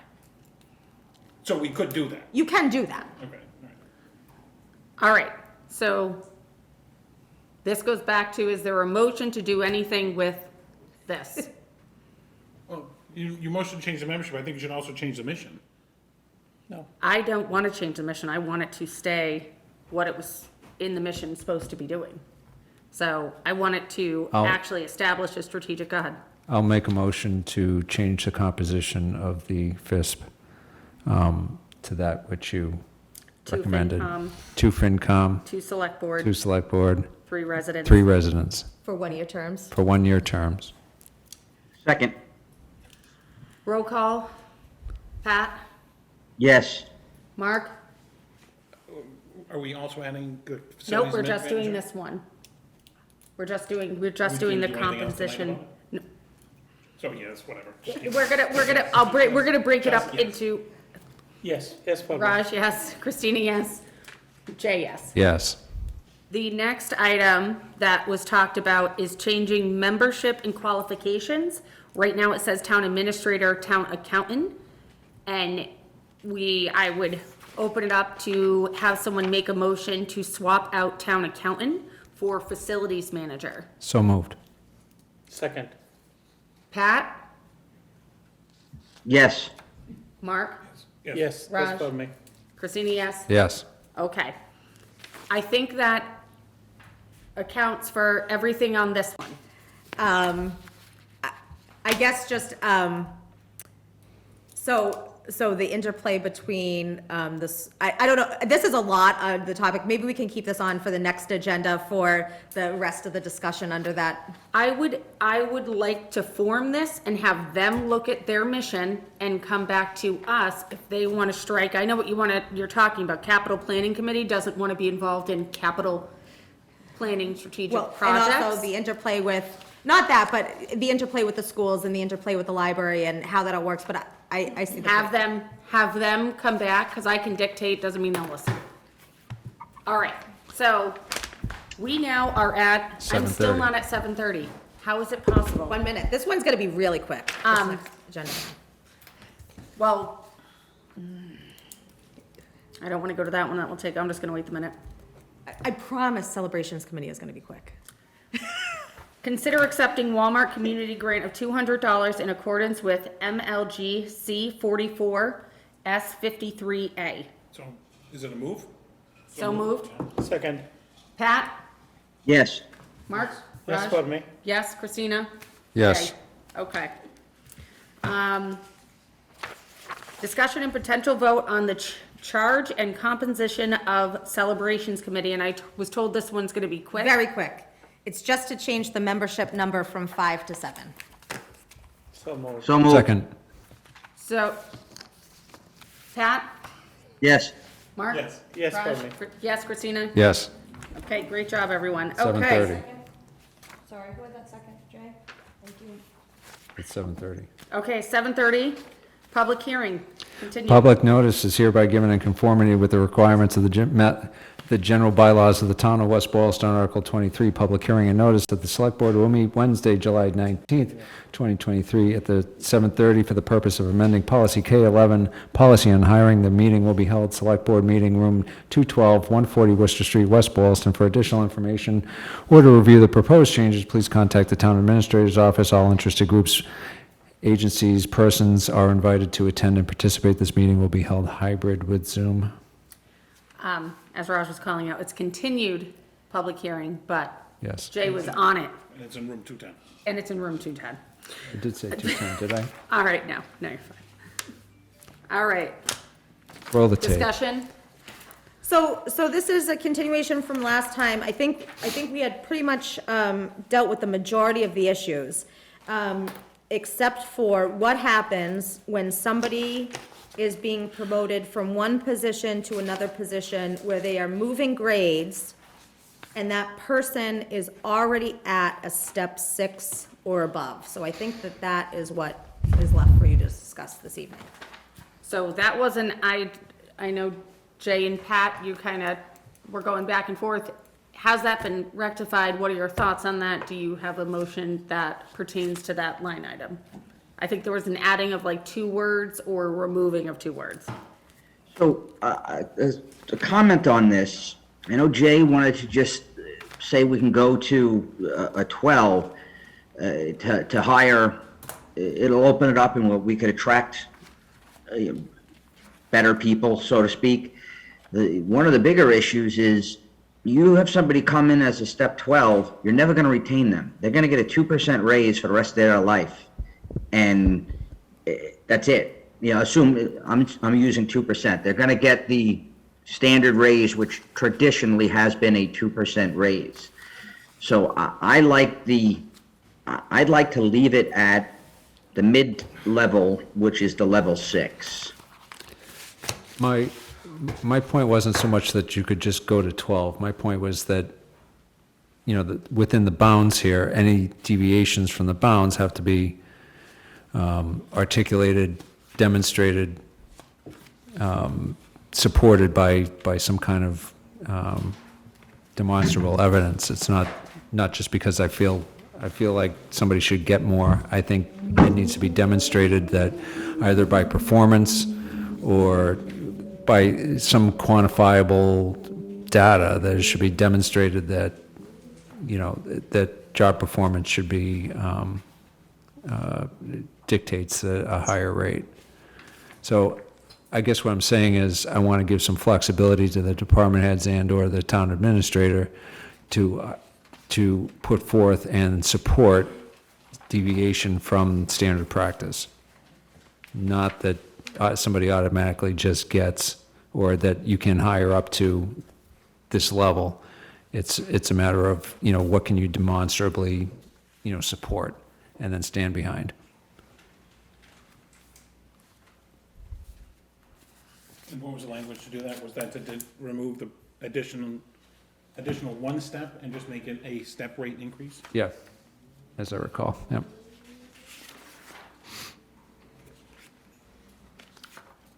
Any further input from anyone on the board or town administrator? I mean, I do understand the point.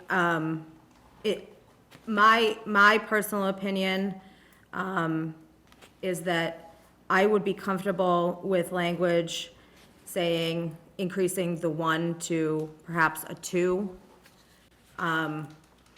So the employee may receive an additional 2-step increase or even potentially a 3-step increase at the time of the promotion. However, if this, whatever 2 or 3-step increase does not place the employee at a step 6 or above, they may be placed up to a step 6. But I am personally not comfortable with having it fully open to a step 12. I mean, I think, employees' qualifications and performance warrant it, they can go somewhere else too. They can. They can. So, I mean, there's market forces in place there as well. So the point is, it's a replacement cost issue as much as anything else. It's market forces because, hey, if you're not going to pay me, I'm going to go somewhere else as well. But I still think that if you deviate from this, right? So if you're advancing somebody to step 6 or, you should still be able to demonstrate that based on qualifications and performance. So this is not a free pass regardless. It's a matter of you have to demonstrate performance and you have to demonstrate qualifications. I don't care if it's 1 step, I don't care if it's 3 steps. You still have to demonstrate it. So in practical reality, we're not talking about a whole lot of positions, okay? So on our classification and compensation plan, excluded from that are the police, fire, and DPW. For the remainder of the positions, nearly everyone is either department head with 1 person under them or a department head with 2 people under them. All of those department heads, except for the town clerk, unfortunately, by law are allowed to be contracted employees. So they are completely removed from the compensation classification plan. That's the building commissioner, the DPW director, the town accountant, the treasurer collector, the municipal assistant, myself. They're all allowed to be contracted. The only place where you really are going, and so there's really just 1 or 2 folks, the only place where you're really going to see promotions where there's a depth in the organizational body that's on the compensation classification plan is within the library. There are multiple layers there where you can go from, I think it's a page, right? A page all the way through multiple grades up to library director. So how would those vacancies be created? Because in order to advance, in order to promote, there has to be a vacancy into which somebody moves. Or there's a new job that's created. Okay, so what would have to happen at that organization for that position to be just newly created out of thin air? So there's positions created, like right now, we don't have a town planner. If we were going to create a town planner, the personnel board would But- adopt the job description, and then it would go to town meeting to be placed on the compensation classification scale. Sure, but that's a totally different, a town planner, great, so we're going to create that job in a position that doesn't exist. But I'm not talking about a position, I'm talking about a vacancy, because you just said that these positions exist, they're not filled, there's not a vacancy for them. No, what I'm saying is there's not depth in the organization in really anywhere other than the library. It's a department headed or 1 or 2 people within their department. And Right. that the department heads, except for 1, can be contracted, so all of them are contracted except for the town clerk and the municipal assistant, so they are all removed from where they are on the class plan. So you're talking about the folks in their office. So, because there's not, let me give an example. In the treasurer collector's office, there's currently a treasurer collector and an assistant treasurer and an assistant collector. If we wanted to reorganize that department and have a treasurer collector, an assistant treasurer collector, now that's a different job, and an administrative assistant or a clerk, now you have different layering, and yes, maybe to move from the assistant treasurer to assistant treasurer collector, you may be moving grades, but it's unlikely. So, but if you were moving from administrative assistant to assistant treasurer collector, you'd certainly be Sure. moving grades. But it just, as the organization exists now, you don't have that tiering. So Jay, on this one, just to kind of chime in, would it be possible, because I know this has gone rounds and everyone feels, you know, we want to give flexibility, we want to remove it. Could we increase it to say employees may receive an additional two-step rate, see how it works, and have it come back to us next year if we run into, it will come to us if we see people coming in and saying that two-step is not gonna be enough, and then that would wind up in front of this body for a negotiation. So we're gonna see it and then be able to go back and say, hey, we don't want that coming in front of us. Instead of 1, make it 2, or instead of 2, make it 4, but it gives us that option or room.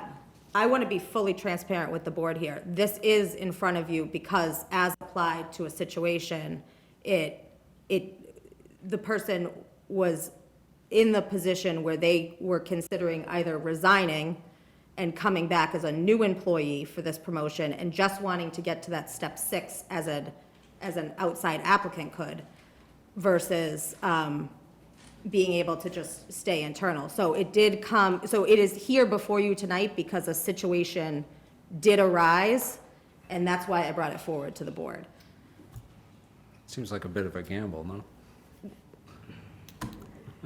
I just think, you know, the employee, in all practical reality, she could be an external employee and apply for the same position and get a step 6. And so that's That's the market replacement cost. what the market replacement cost is, correct? If we're gonna go to 2, it should say, the employee may receive up to an additional two-step increase. We can't just say may receive a two-step increase, because that precludes you from giving them a one-step increase. Yeah. Was that a motion, Pat? Well, we have to get public I'm kidding, feedback. I'm joking. But that language, does that language prevent the starting at 6, you think? You'd mirror it so however, if this two-step rate increase does not place the employee at a step 6 or above, they may be placed up to a step 6 in the new classification and compensation grade, I'm assuming. Is there any more discussion within the board or from the town administrator? Is that the only thing that we're hemming and hawing on, is this little section here? That was the only section, that was the reason it was continued. Is there any public comment, either here or online? Please raise your hand if you're one of the bubbles, I wouldn't be able to see them anyways, but, I can't see the hands anymore. all right. I'm gonna say we have no one looking to look forward, so I would motion to close the public hearing at this time. So moved. Mark was motion, Pat was second. All in favor, Pat? Aye. Mark? Raj? Yes, Christina? Yes? No, No? no. This is just a public Okay. hearing. Oh, the public hearing, yes. Close the public. Yeah, I want to close that. I still lose anyway. I'll make a regardless. motion Anyway. to adopt the public, to change the hiring policy on page 2 to read, the employee may receive up to an additional two-step rate increase, and then including the underlined items in red about can be placed into a 6 if that doesn't get them into a 6. Second. Discussion. Any further discussion? I You just want to had one discuss question. more? Okay, go. Is a two-step increase adequate for what you were talking about, the example that's, Well, they were just trying to align with what an outside hire. so this So would a get, step 6, it would so. get to a step 6, possibly an 8. What you were all contemplating is if somebody's already at a step 6 or a 7, how far can they go? Can they go to a 12? So you had already dealt with the step 6 Yeah, or it- below issue. It's somewhat pedantic, but So, any other comment, discussion? At this time, I will do a roll call. Pat? Yes. Mark? Yes. Yes for me. Yes or me? Now it's time. No. Yes? No? No. One no. That's all right, I'll take that no. All right, moving on. It doesn't affect anything, so I figure I can make my stand. Thank you for your fine. stand. So, the next item, as I'm going through my very messy agenda, is actually this semi-annual town meeting. I know that members showed up, but we're gonna skip over them for a second and go to the annual town meeting. Vote to set the date for the annual town meeting. Yes, Madam Chair, I'm proposing that you set the date of October 16th, 2023 at the middle high school for the annual town meeting, semi-annual town meeting. I make a motion to set the semi-annual town meeting, October 16, 2023. Second? 7 PM at the middle high school. Jay, second. Roll call. Pat? Yes. Yes. Yes for me? Raj? Yes? Yes. Sorry. Jay, yes. Next one, vote to open town meeting warrant. Madam Chair, I suggest the board vote to open the town meeting warrant on August 1st, 2023 at 9 a.m. So moved. Second? Roll call. Pat? Yes. Mark? Yes. Raj? Yes for me? I'm a yes? Yes. Jay, perfect. Next one, vote to set the date to close town meeting warrant. Madam Chair, I recommend the board vote this evening to close the town meeting warrant September 1st, 2023 at 4:30 p.m. So moved. Second? Jay beat you. Pat? Yes. Mark? Yes. Raj? Yes for me? Yes for me, Jay. Yes.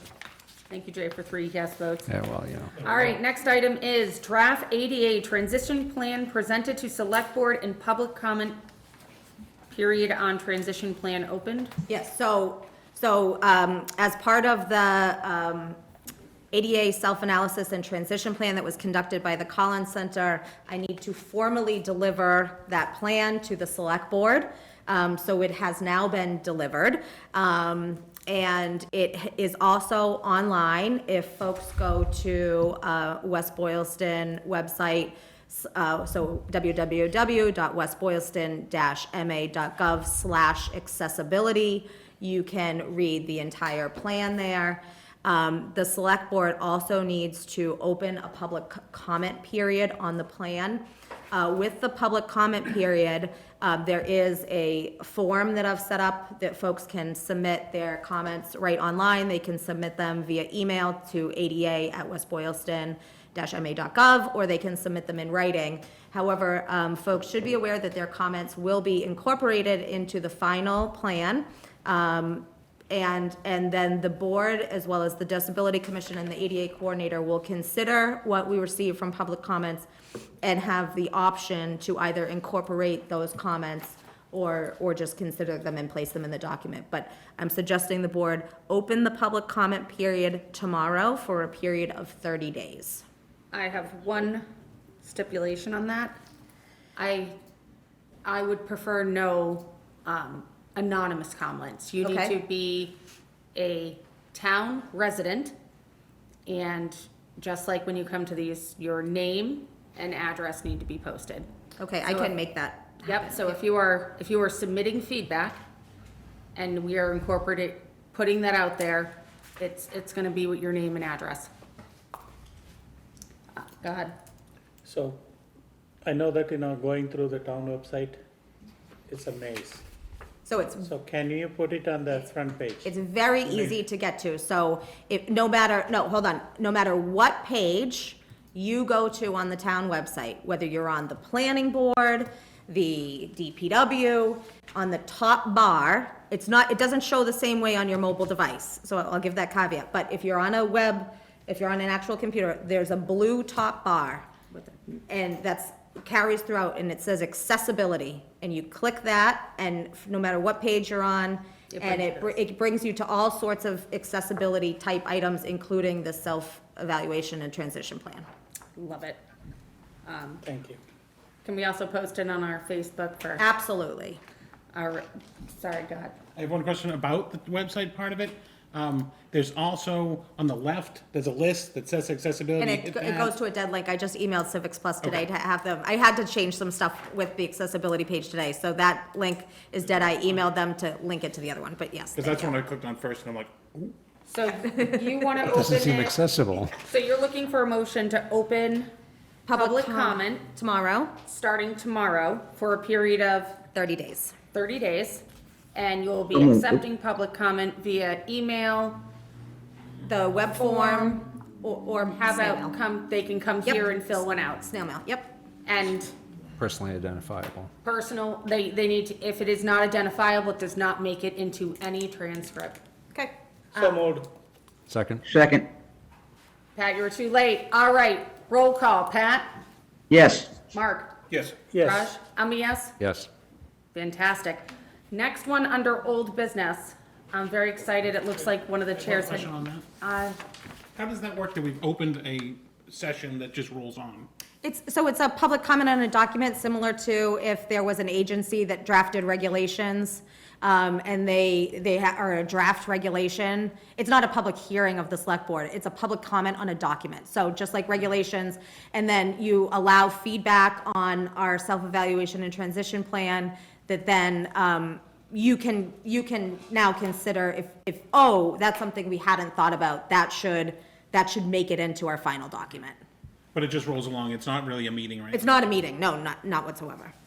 So under old business, we have a Mixter Field update and a Pride Park update. Do we have anyone here that would talk to We that? do, we have James Pedoni from the Parks Commission. I don't have to talk about both of them, do I? No, Can you state your name and your address?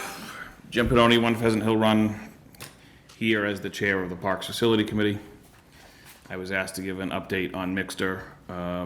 Currently, at a high level, we are at a point now where we've somewhat received construction documents at 90%. They haven't been submitted yet to the board because after initial review, we had a meeting with David Warner from Warner Larson to go over those and just make sure that we understand the intent of them and make sure that everything is to the design that we initially asked for. And based on that, there was also some preliminary cost estimates as costs have changed yet again. So we are waiting for update from that meeting to get good cost estimates, proper documentation at 90% to bring back to the Parks Facility Committee. And we'll also, I'm waiting for these new documents to consult with the Water Department and the Municipal Light Plant as far as their involvement and what needs to be done from their side of things for irrigation and electrification of the irrigation system and other things. For public, Warner Larson is doing what for the town? They are our landscape architect for this, so they will be, once we get to a point, we'll be preparing bid documents for us. We will go out to bid. The timeline is the November, December, most likely timeline to go out to bid, with construction starting in the spring, completing by hopefully August of 2024, giving it 3 months of a growing season. Then that brings us to winter, and then hopefully opening the field in the spring of 2025.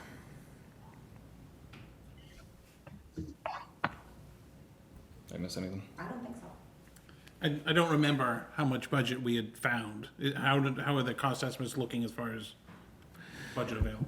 I'm not 100% sure because I need to double check that, so the new estimates came in a little lower than one of the ones from before, but I still think that we're over because I need to get separated out the cost estimates versus our total budget and what was spent on design and engineering. So I'm not 100% sure what that number is. Plus, I'm still waiting for updated estimates. But it didn't look like it got blown out of the water or something. There was a No, we're in better shape than we were, I think, a year ago, but still not in great shape. okay, good. I think there's still a delta. There's still an unmet Right. component. And based on that, we plan on preparing bid alternates when we go out to bid. Any other questions on just this topic? Pat, I see your hand up. Are we still gonna be able to have the layouts that meet regulations for the field? Yeah, that is the layout that we're pursuing. Okay, so even with, one of the bid alternates is not going to be the shorter field and No. the wrong orientation. No. Okay, thank you. Did the grading stay one grade instead of a V grade? Well, we have to adjust the grade to grade it from home plate out. But at some point, we were talking about maybe the grade would change so that there was a drain channel someplace in the middle of the field instead of at. No, they changed the draining, so that wouldn't be the case. We would drain from home plate out. The stone wall that a lot of people are questioning is planned to remain intact and act as a retaining wall, as we have to raise the grade in that area. It was also gonna be some support added to that wall to make sure that it can handle the weight of adding material up against it.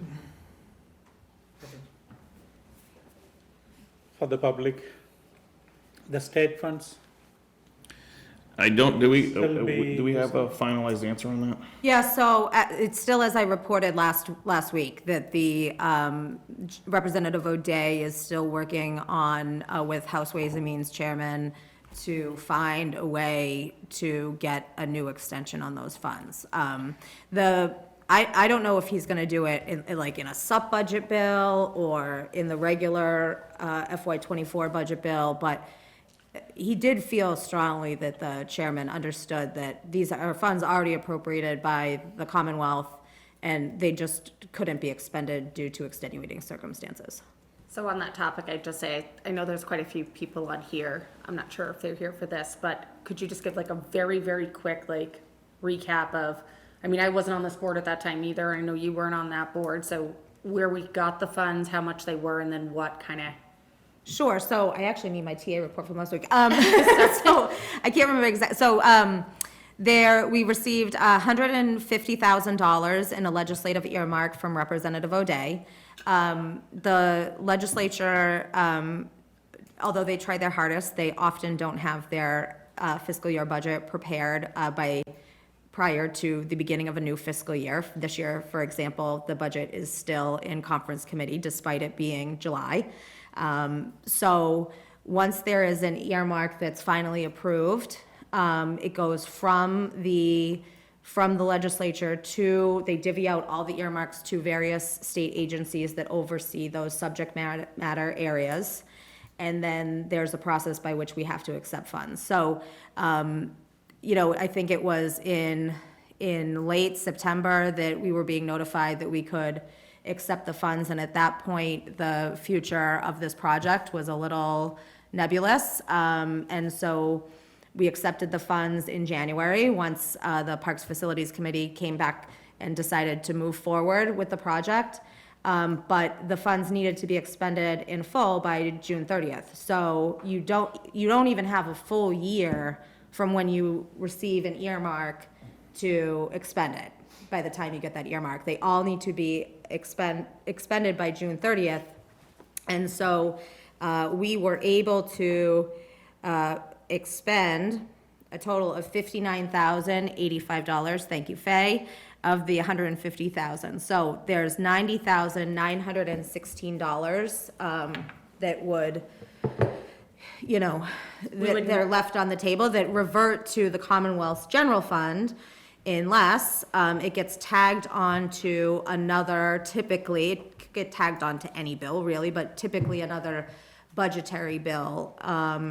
And so that's not uncommon, that there's legislation that's passed and it's just taking that same money and just putting the year 2024 on the end of it as opposed to 2023. I have no doubt that if we have an extension through June 30th, 2024, that we can spend $90,000 on this project. I would It just hope so. Between January 1st and June 30th, there's only so much design and engineering work that can get done, and it's not out to bid. So when you really are gonna start spending money is when it's out to bid, and that'll be in November. And there's no materials that can be bought prior. No, that was actually explored in depth about whether or not you can buy materials. There's, even if you overbuy materials, you get charged. If you underbuy materials, you get charged. The materials you have to store, I mean, that was whether you're buying the earth, whether you're buying fencing, whether you're buying, drainage pipes. That was very well vetted, that just was not, it was not in the long-term interest of the project and the most responsive and responsible bidders, it would not be attractive to bidders. The pricing was off, and there was some risk based on what Jen was saying, as far as you could have bought something that you don't need, and now you have something, you basically wasted money. So we felt it was in the best interest to spend the money elsewhere on design and engineering, removing the trees, things like that, that we knew had to be done, that were gonna be guaranteed. And that way, we're preserving the money. I mean, we took a risk, I guess, because we weren't guaranteed to get an extension on it, but if Representative O'Day feels confident, then hopefully we get an extension, and that way we didn't foolishly spend money that we didn't need to. All right, anyone from the select board, more questions? Pat, make sure I note. So the next item up is Pride Park update. You're dismissed. Thank you. All right, I was gonna say, who's got the Pride, thank you. So Pride Park we have the final construction documents from Weston and Sampson. We have final bid documents from Weston and Sampson. It is on the state's procurement website for bid opening, not bid opening, the bid will be launched or posted next Wednesday, July 26th. The bid is going to be opened in August. We have a final meeting tomorrow with Weston and Sampson on a few items of the final language. It's just language of those bid docs. So I corresponded today with O'Brien and Sons regarding the equipment. It's scheduled to be shipped from the manufacturer on September 7th.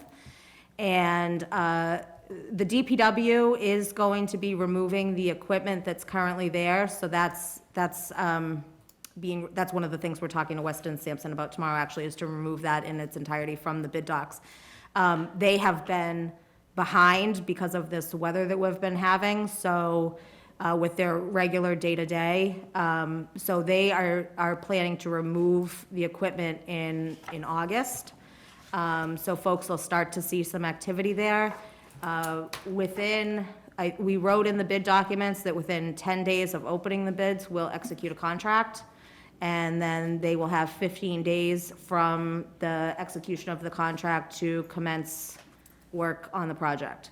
It's a extremely tight timeline that any bidder is going to have to follow, because we have, on the end of this project, we have weather.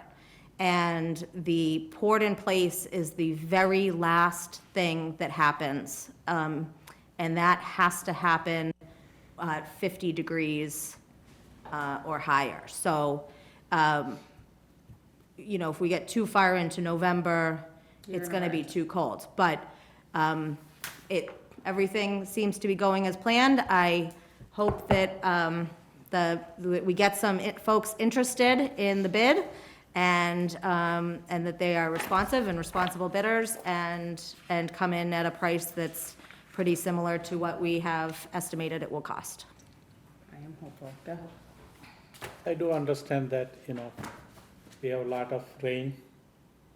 The DPW is busy, but that Pride Park, they need to cut that overgrown weed. So I am not, I understand that how it looks. I am not gonna pull them from their other projects when they're gonna be in there ripping it all out in a couple weeks. I can't, as a manager, I can't justify pulling, they're out doing a lot of road work right now. There's been a lot of washouts. I cannot justify pulling them off of that for aesthetics when they're going to be in there in a couple weeks. I respect your position, and I understand that it's not sightly, but the entire area is going to look very different, very soon. Any other, go ahead, Mark. In the packet, there was something about shade sales. Oh, that was about the bid process where we were. The shade sales are out. Oh, they're out? Way too expensive. Oh, okay. On that, then, I don't know if you want to know, the last Pride Park, we got a grant for our shade. I think it was like $100,000. And there's lots of these things out there from skin cancer foundations and organizations. It's there. Find a grant for that. So it needs to go in, we're at construction documents at this point. Yep. So within the construction documents are the stamped concrete patio pavers, all that. We are past the point of changing design. And Oh, for that so- part, okay. Yep. Okay. Pat, do you have anything? No? All set. Anyone else here? So the next agenda item is 18 Malden Street update. So You want me to take this one? Thank you, Madam Chair. I would, yes. So, we haven't talked about 18 Malden Street in some time. The town could not reach out, for some time because the property was subject to a purchase and sale agreement. So for interference of contract reasons, we could not reach out directly to the owners of the property. However, I did talk to town council, I want to say it was maybe a month and a half ago or so, and asked, can we just inquire to the owners whether they are still subject to a purchase and sale agreement? And if they are not, they would like to have a conversation with them. The board did give me the authority to make that contact with the owners of 18 Malden, which I did. In response, I did have a meeting with the chair of the select board, and we met with the realtor who's representing the owners of 18 Malden Street to discuss the town's interest in acquiring the property. It was a very healthy discussion, and the owners, after that discussion, have decided that they would like to list the property. As I understand, the sign is up as of today, although I do not see it on MLS. But the owners would like to list their property for sale and see what the market bears. My position is that, as town administrator, I respect folks' personal property rights, and in terms of doing anything, I respect their right to sell their property as they see fit. But I want to make it clear that the town, to the Eberts, if they are watching, and to the rest of the town, if for whatever reason there is a change of heart, if they would like to come back and engage again with the town, we are here and we are open and we are receptive to having that dialogue and pursuing that opportunity. I have nothing else to offer. That was the chain events. On the topic, I am cautious on this point. I know in the beginning we opened public hearing for public input, but I think for this property, and I can't stress enough for the folks that live on that property, the public reaction to them and their home and their livelihood and walking on their property and videotaping and what has happened to the residents of this town is completely unacceptable by anyone in the area. So for this property, I feel very bad that other people would treat residents of our town like this. And I would just say, it is listed. I have received a lot of comment. Even the folks around there, it is not your property. You don't have a right to say what they can do on their land or trespass on their land. So I do feel semi-heartbroken that other residents of this town felt that they could do that to these folks. So I would say I understood their point. I respect them. If they came forward again, I'd absolutely, this board would be excited to talk to them, but I do respect their position, and they asked for privacy, and we're gonna give it to them. So I'm not gonna accept public comment on this item, just because I feel like we've put those folks through quite a bit at this point. So the next item I do have on this agenda is appointments and resignations. So acknowledging the resignation of Anna Shaw as the library director for the Beaman Memorial Library. Yes, so you have the library director's regretful resignation before you. I publicly want to thank Anna's thank Anna for her dedicated service to the town of West Boylston and the patrons of the library for, you know, the time she's been here. I think she's pretty well loved by the community. And there's going to be some pretty large shoes to fill. I would love to hear that she has reconsidered and is withdrawing her resignation, but at this point, she is resigning. She is working with the Library Board of Trustees on a final date and an interim plan, and that position is to be filled by the library trustees. But thank you, Anna, for all you have done for the community. It's a big loss there. Any other comments? So I don't need to vote on that one. What this board Can we vote it doesn't down? She acknowledge. has to stay. Yes, I, vote it I down. thought about that, but I don't think we can. I was gonna skip over it and actually not talk about it to see if we could avoid it.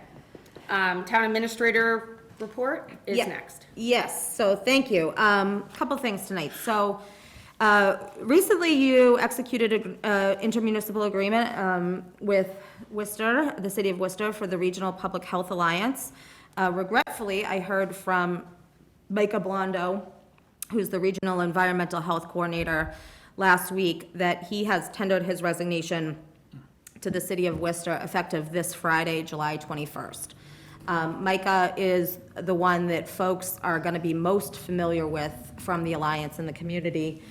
He does the food inspections, he does inspections at tattoo shops, he does rubbish, nuisance, vermin, all sorts of inspections. He works closely with the Board of Health. He is really our hand in hand. So the Alliance member towns, which would be Shrewsbury, Grafton, and West Boylston, the town administrators all met yesterday to discuss amongst ourselves next steps. And we are meeting with folks from the city tomorrow to find out what their plan is.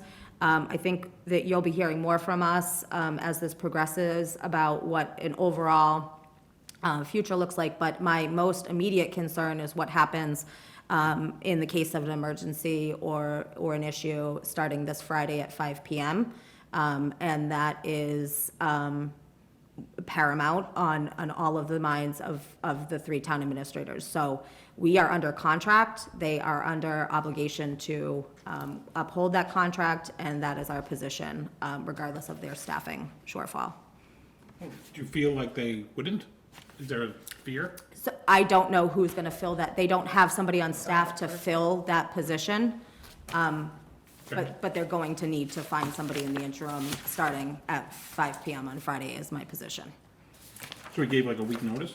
He gave 2 weeks' notice. Yeah, I heard last week, so he gave and you know, to Micah, congratulations, because he's off to be the public health director in the city of Gardner, correct? Mm-hmm. Yeah.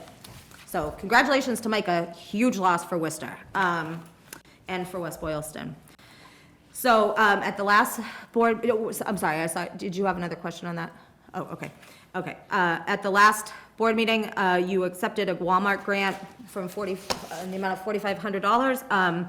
I have reached out to the manager of Walmart to coordinate the press release. I haven't heard back quite yet, but we have decided how to divvy up those funds, and I just wanted to report that publicly here.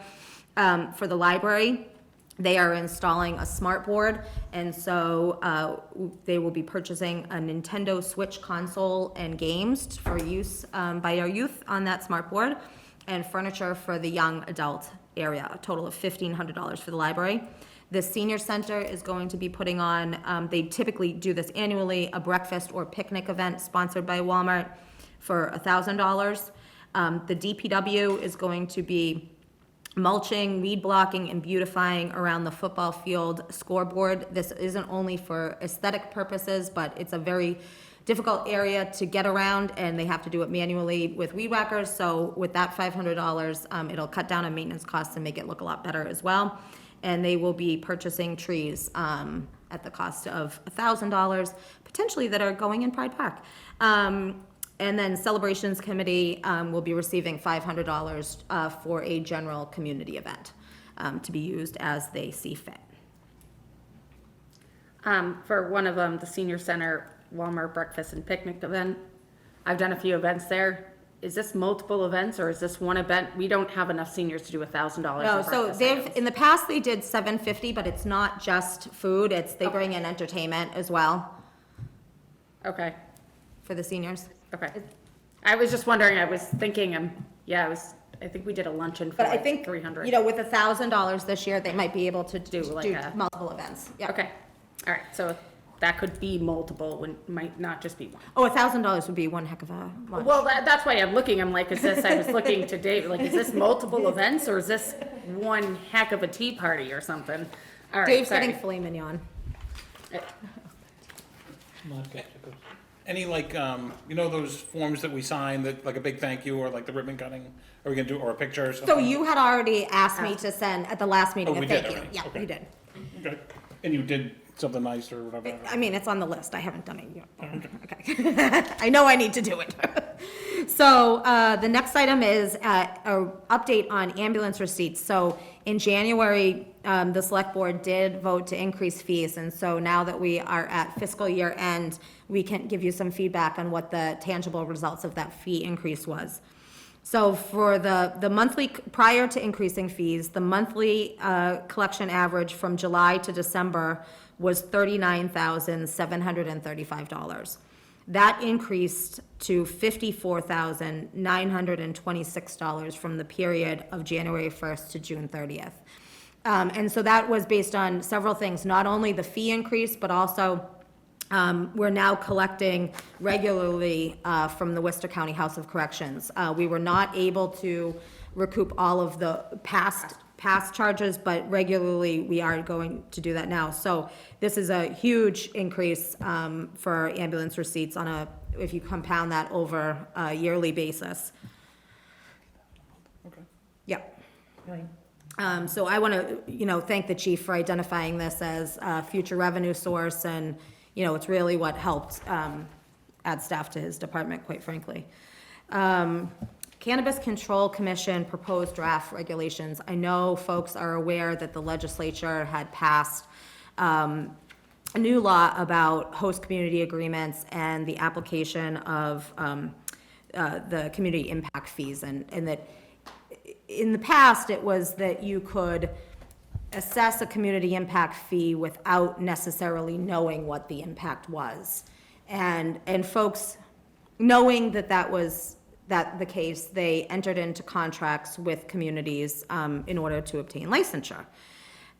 Going forward, you need to know in advance, for all new host community agreements, you need to know what the impact is that you are offsetting through that agreement. So whether, it's that there's traffic and now you need to have a light, or there's an increase in drugs in the community and you need to have a school resource officer. It needs to be connected. So all future host community agreements need to be approved by the Cannabis Control Commission, and you need to have a known impact. That we knew. The Cannabis Control Commission had to draft regulations, and in their preliminary draft regulations that just came out, they said that these regs also apply retroactively before the law was passed to current contracts. The Massachusetts Municipal Association is aggressively challenging this. The final regulations, they're gonna open up, these preliminary draft regulations aren't even posted currently on the CCC's webpage. The MMA got them out of a set of minutes. So I believe that there'll be a robust public comment period on these draft regs, that there will be a lot of feedback. So they are strongly advocating that the final regulations allow HCA's to continue until their expiration. But this is a significant revenue source that is potentially in jeopardy. I anticipate that if these final regulations are retroactive, that there will be contractual, interference of contract, constitutional rights, legal challenges across the Commonwealth, potentially with multiple municipalities joining in an action. But more to come. I don't like it, but let's see what happens. Can I comment? Go ahead. The only, the comment I have there is, I mean, it was an honor. I was the moderator at that town meeting, and the town meeting discussion was so much on this money coming into the town. That was the reason that a lot of people voted for it, you know, and that was, if that goes away, I mean, that's horrible, and that's gonna defeat sort of our vote and all that kind of stuff. Additionally, are they saying that you'd have to rewrite your host agreement back to when, a few years ago when they started, and account for the money? So potentially, and let me just, for the public here, let me just make it clear, there's two types of fees. So there's the state excise tax, and then there's the host agreement, community impact fees. So the state excise tax is being left alone. This is just about the host community agreement. There was always supposed to be that the town could, you know, I think when this started, nobody knew what the cannabis industry was gonna look like, and there was a lot of maybe trepidation. And so it was that by having one of these facilities in your community, there will be a detrimental impact, and you need to offset that. And that's where these community impact fees came in. Now, you were always supposed to track it. So we do have some impacts. For example, our growing facility, for a variety of reasons, there's odor complaints there. So my time that I spend on the phone, the building commissioner's time that he gets in his car and goes out, that's an actual impact, and yes, that's offset. Anytime that the police have to go to that facility, but what the state realized is that this was really an extra bonus for communities, that nexus of a negative impact to what you received off of the 3% of their gross sales isn't there. And so the potential here is that the town will have to provide documentation to support what the impacts have been and pay back everything else collected. That's the potential.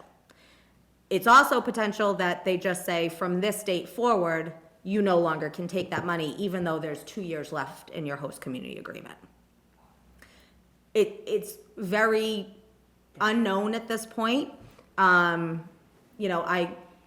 wouldn't be surprised if sometime in the next several months, we're having an executive session on the subject matter. But there's a lot of unknowns. It just, I think MMA was pretty strong that these shouldn't be retroactive, and I think that they were, quite frankly, surprised that they were retroactive. Along with this, unrelated, this is the dispensary in town is a public information now? The second Yes, dispensary? yes, it's no longer operational. But I have not heard anything officially. I actually only know that it's not operational from our municipal light plant, who informed us that they cut power. Is it due to non-payment, I'm guessing? I don't know. I don't know any of the details. So- I actually was talking to somebody about the building today and saying, what's the future of the building? And I guess there's some kind of wind down process with the CCC that they're gonna have to undergo. But- Not that I don't want to kill that topic, but is there any, it sounds like that's a lot of stuff up in the air. Yes, So I very don't- much up in the air. Very So- much up in the air. It's preliminary draft regs, but, if the board wants to think about putting together a position statement of how this would affect West Boylston, and that we have been welcoming to these retailers and been partners with them, and that this was not kind of part of the deal, that's something that we could put together. Didn't we already sign on to an MMA letter or something like that? That was before, though, that we signed on a letter urging them not to do this, Oh, okay. and then they did it. So I think we add that as something future. Yeah. Okay. Not that I don't love 2.5-hour meetings, Come on. but I don't. I only have two more things. They're very all quick. right, go for it. All right, Woodland Park, I had a preliminary meeting with some of the members of the Parks Commission, and that same landscape architect, David Warner of Warner Larson. We have not, to my knowledge, submitted for a park grant, which is one of the benefits of having an open space recreation plan. And they take a bit of planning, because you need to pre-fund a park grant. through town meeting, and then if it gets approved, then you can apply for the grant.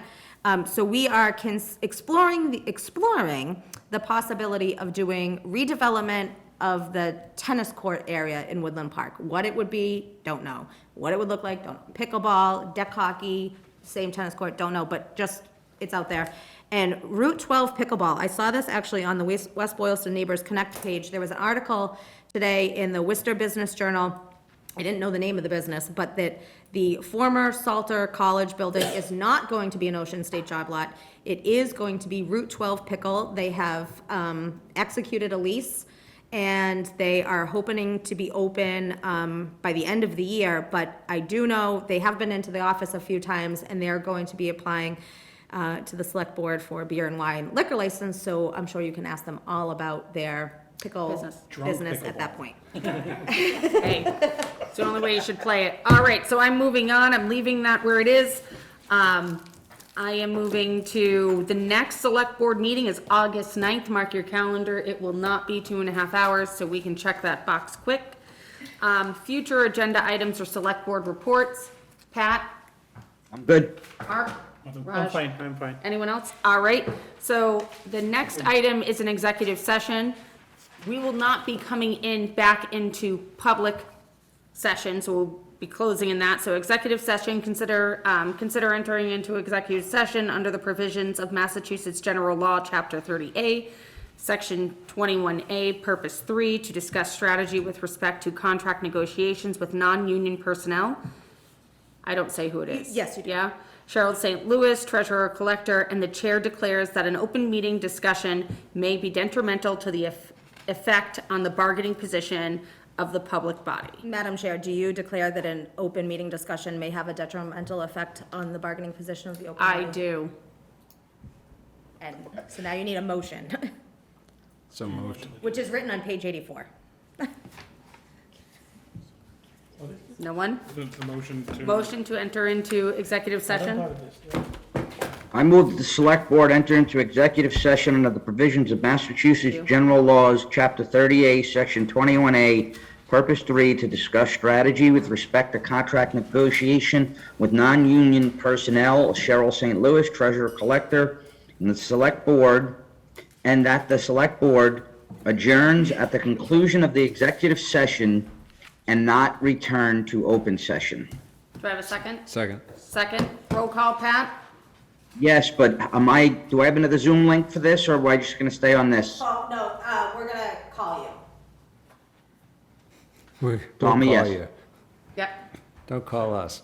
Yes? Raj? Yes. I'm a yes. Jay? Yes. This time, close the session. Thank you, everyone that came, and I'll see you August 9th.